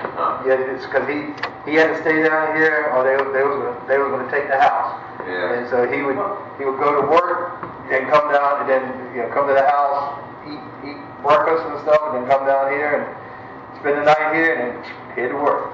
So I agree. I think that is what we've been doing, but how do you prove that? Besides somebody saying you haven't been here, it's so and hard. someone says I'm here. It's hard because, like, just the last reason when Mac, he comes up a lot from other people about him not living here, and he's pretty vocal about it. He's saying, he tells me that. The thing is you don't want to take somebody's home place. Right. No, nobody wants to do that. But it's already, like you said, it's already a year, 6 months out of the year, I'd say no, but did they make a halfway show in here to keep the yard cut, to keep everything in trim? That's what I think we need to find. We need to find what they finish, if they're actively, I don't know. You gotta think about that one. Right, that's what I was saying, the crowd week. So right now, we say 6 months, and we also say you have 2 years to take residency. But what is that? Does that mean you come every weekend? Does that mean you come once or 2 times a year? What does it mean for us to be a resident? Well, you grant a lot. You have 2 years for it to make improvement. To build a home and live on it. And if you don't, you have to ask for. That's easy. That's easy to see for a lot. You're talking about, so like Mac, he has a house there. He's not going to build anything. Yeah. So how do you gauge his time there? I mean, it should be 2 over here, on June's house. How do you gauge? Is it enough for him to be in the garage, weekends? Is that enough to be a resident? I'm not saying it's not. I'm just saying we gotta define what that means somehow, some way. So people know what the expectation is too. Maybe they'll conform once they know. Yeah, and I think maybe that's more of the one that we need to make sure. It needs to be communicated that hey, it's not happening, and that this is you need to make a better effort or these are the consequences. And at the minimum, though, I think that if you're going to hold a council chief or assistant chief seat, you have to be here most of the year. You have to live here. I mean, I agree. Yeah. Even if you say it's shady about not being, but if you're going to hold a office here and direct the people who live here, you can't. Yeah, it's yours. Otherwise, you're living out there and you're telling us what to do. Right. Yeah. And we said that many times before. People who want to come to meetings and all that and not live here. I mean, I know that when Papa passed away and all that, that was, Ted and all them wanted to come to meetings, but they were not allowed to come to meetings because you didn't live here. You had to live here to be a part of it. So. And that's the thing, it's a hard line. Even if they didn't spend the night here, if they went back to sleep in Richmond, for God's sakes, at least be here and show your face, at least every weekend, Oh, yeah. That's what I'm saying. Or every other weekend, or every 3 weekends, Because no one's going to be able to do it. Okay, take Mark, he was there. They were there this week. Yeah. Okay, look at the day down here. I see him here this day. Somebody might. How do you prove otherwise? Yeah, but all you can do really is have a conversation and say, hey. Just throw it out there, shake them a little bit, and maybe tighten up something. Yeah. I think it's going to be, but I think we're going to need to put the standard. If we say 6 months out of the year, you need to live. Does that mean you need to stay the night here at least 6 months out of the year? Yeah. I mean, does that mean? So what does that equate to? Does that mean that you're here every 2 weeks? We see you. We see you at least 5 times a month. I don't know what it equates to. How many weeks in a year versus so half of that. So what would that equate to? Every other week you should be here? 52 weeks in a year. Right, so I mean that's what, 26? So 26 weeks that you should be here, so what is, so is that every other? So you spend the summer here? Basically every other week, right? And that's right, you could be here every other week, if you're going to be a part of it. And like I said, it's hard to go back on something like that because, I'm speaking myself. I know what Daddy sacrificed to keep the home that Mama has now, and so now you're going to. It needs to be part of it. You change the standard now, and other people have done it. Well, we can change things. Well, you can do it like this. It's what's done is done right now, but from this. Yep, from this adoption of this. Yeah, is the way it's going to be. Yeah, exactly. What Malcolm is doing, you got away with it. You grandfathered, but from this day forward, it won't be no more. Yeah, exactly. Yeah, that's like the fairest way.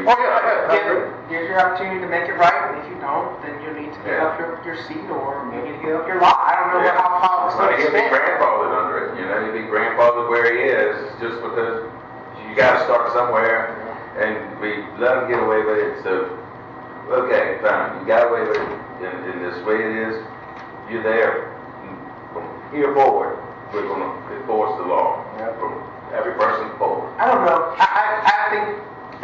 think we have to enforce it for him too. He just be grandfathered. They make laws all the time that people are grandfathered in. And grandfathered in a lot of things that doesn't apply. He's skim by them. Well, I don't think we need to lay it out there. Yeah, like I said, we'll have to make it known if we do that too, because. It might, like I said, it'll shake them. It'll shake them a little bit, and maybe it'll pick up the Or pace. maybe, I don't know if we should, maybe we need to give him the opportunity to make it right. Yeah. He gets a restart. Yeah. But not a waiver to do not live here. No, you just, hey, going forward, this is what it is, and this is what you need to do. Your clock will start over, but you have to be here at least this amount of time. Yeah. So, okay. But I think those are the things I think of. Residency, what that is, and then the 6 month to vote, and then 6 months to live here. In order to hold office, vote here. And hold, not just hold office, but hold the line. Yeah. There you go. All right, I know this man's been up since 8 o'clock last night. 4 o'clock yesterday. I couldn't see much like, but I won't that bad. I wish I was there. Won't that bad. So we can shut this down, and what we do is I'll send that out, and then I'll put a notice in everybody's box, and probably with a copy after. Yeah. And then we'll go through that. I will tell you though, there's only a few people here, but I will say that I finally got some resolution from Dominion Power, and they're gonna show me. I'll give you a hand. We get you. Tell me what you want to do. I'll stand out there. You tell anyone else. I will call on you. You tell me what you want to do. Okay. But Virginia Power, after I sit down, so why not? Yeah, so it's in there. It's in the bag. I took it out of my radio stuff. This one? Yeah, that's it. That's how I listen. So we should so the taxes should be coming off of our Virginia Power bills. Oh, thank you. And then they said something about retro paying us. I said, oh, Really? yeah. I said, wait till you see. We got a loan, you would go back. Go back a long ways, but Yeah, I know. That's a long way to go back. But they're rough on that, man. They got so many different charges, gas, and I mean, I never used to see all that. Yeah, I mean, fuel. I mean, what the hell? They got it. yeah, sir. They got it licked. They charge you to make the power and sell it to you. And Oh, well, tell you something else I'm looking at too, just to let you guys know. I'm looking at solar for the res. hey, remember that guy I thought I could never get back in touch with? He was talking about wanting to put him on that hill. I said, ain't no way to do that. Oh, no, I know the guy I talked to him about, and he went and looked up the field beside Tippy's, Yeah. and his next thing was say, well, how much do you guys use? And so I talked to Virginia Power about that too, and they said they said I can't. It's against the law for me to give you that information, but the average for a 2,000 square foot home was let me see. I got it on an email. I want to say it's like 2,000 kilowatts. Right. And so I'm giving the guy that information and then seeing what speed. But he's talking about the grants out there that won't cost you a dime. And then so I told him, so what happens if we do this and we have excess? Yeah, but you went a little more. Oh, yeah. And he said, access energy. He said, yeah. He said, we will. And it's free. We can sell it. Oh, yeah, and we'll sell it back to them. Got that right. Yeah. So And we won't be tax free. Yeah. Well, it won't be. It won't be. So there's some opportunities out there. Yeah.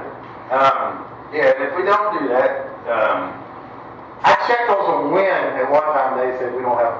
We don't have enough breeze down here to keep them going. Yeah. So but like I said, we can freaking energize everybody's home and nobody got. Don't cost a dime. That'd be ideal. Man. Lord, dear mercy. And then you won't burn the power lines either. That's a big one. Yeah, because everything will be underground. It'll be trenched from up there. And even if we sold it, we made, I don't know, just say, 100 kilowatts, and we sold half of it back to them, and that the people use half of what they normally do to lower the bill, anything to help. You go either way, yeah. Right, I mean, just to get there, anything else. Look at that. That stuff right there. Oh, you good, man. Yeah. I put some salt out there anyway. All right. Going behind you or front?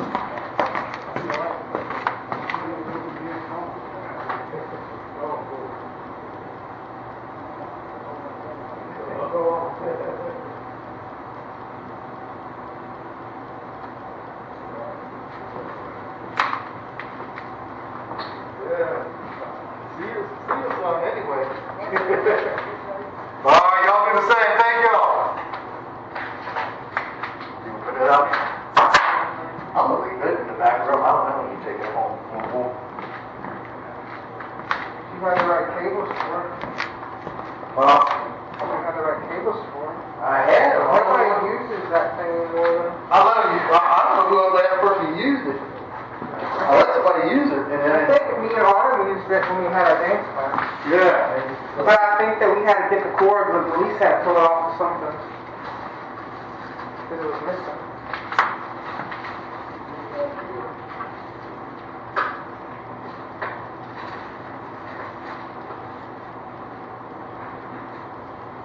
This projector I got from work.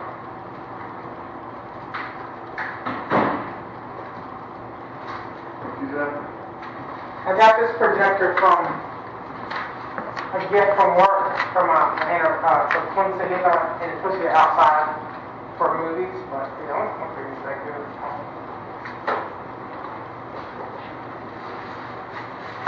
It'll work.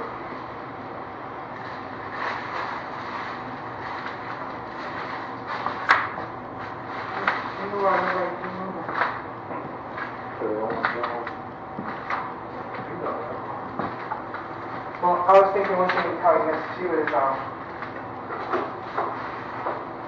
what bothers me is that what happened is that we do all this work, and then they'll come around, they want to come around, and it's time to enact, and they'll be like, no, we're going too fast. Oh, no, that's good. That's good on there. I don't think we should rush into this. You know, rush into it and do it. So we put 4, so when the 4 will show up, exactly. Exactly that one. When they show up, they're just moving along. Ricky and Malcolm and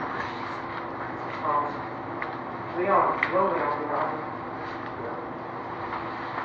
Oh. And which one he was good? He was good to North Carolina.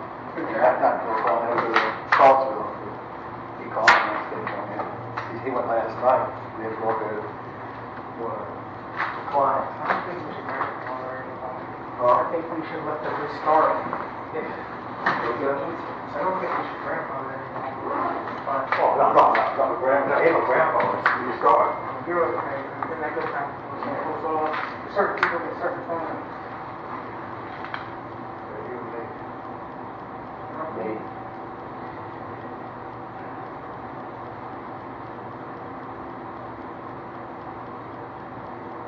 See if somebody wants to get a lunch at their place. I think Autumn's down.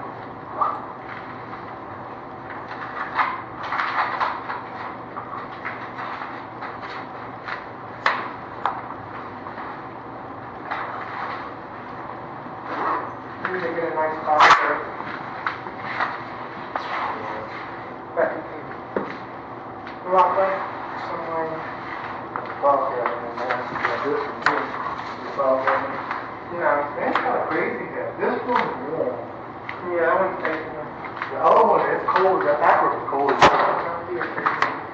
this backwards is cold. This awful. This right here doing cold. Yeah.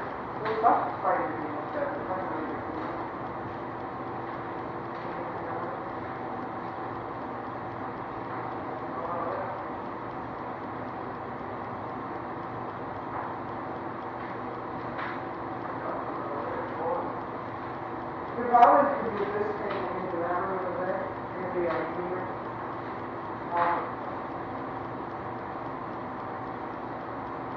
Oh, we got to move over to the 3 feet here now. That's what we're going to do. Oh.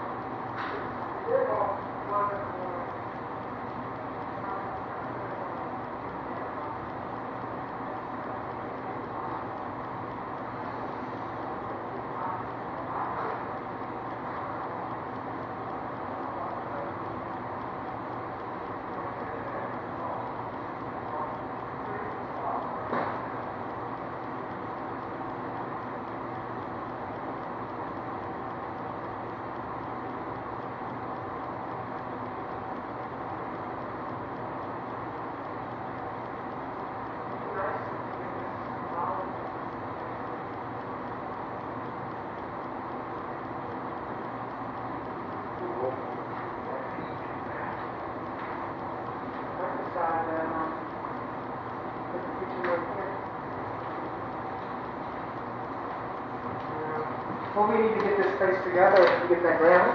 I think we'll get the grant once every week. No, I gotta give her some information. She wanted to know the true square footage. This is part 800 square feet right here. I told him about 4,000. I don't think it's 4,000. But, I mean, it might be 2,000. Considering the other rooms back there.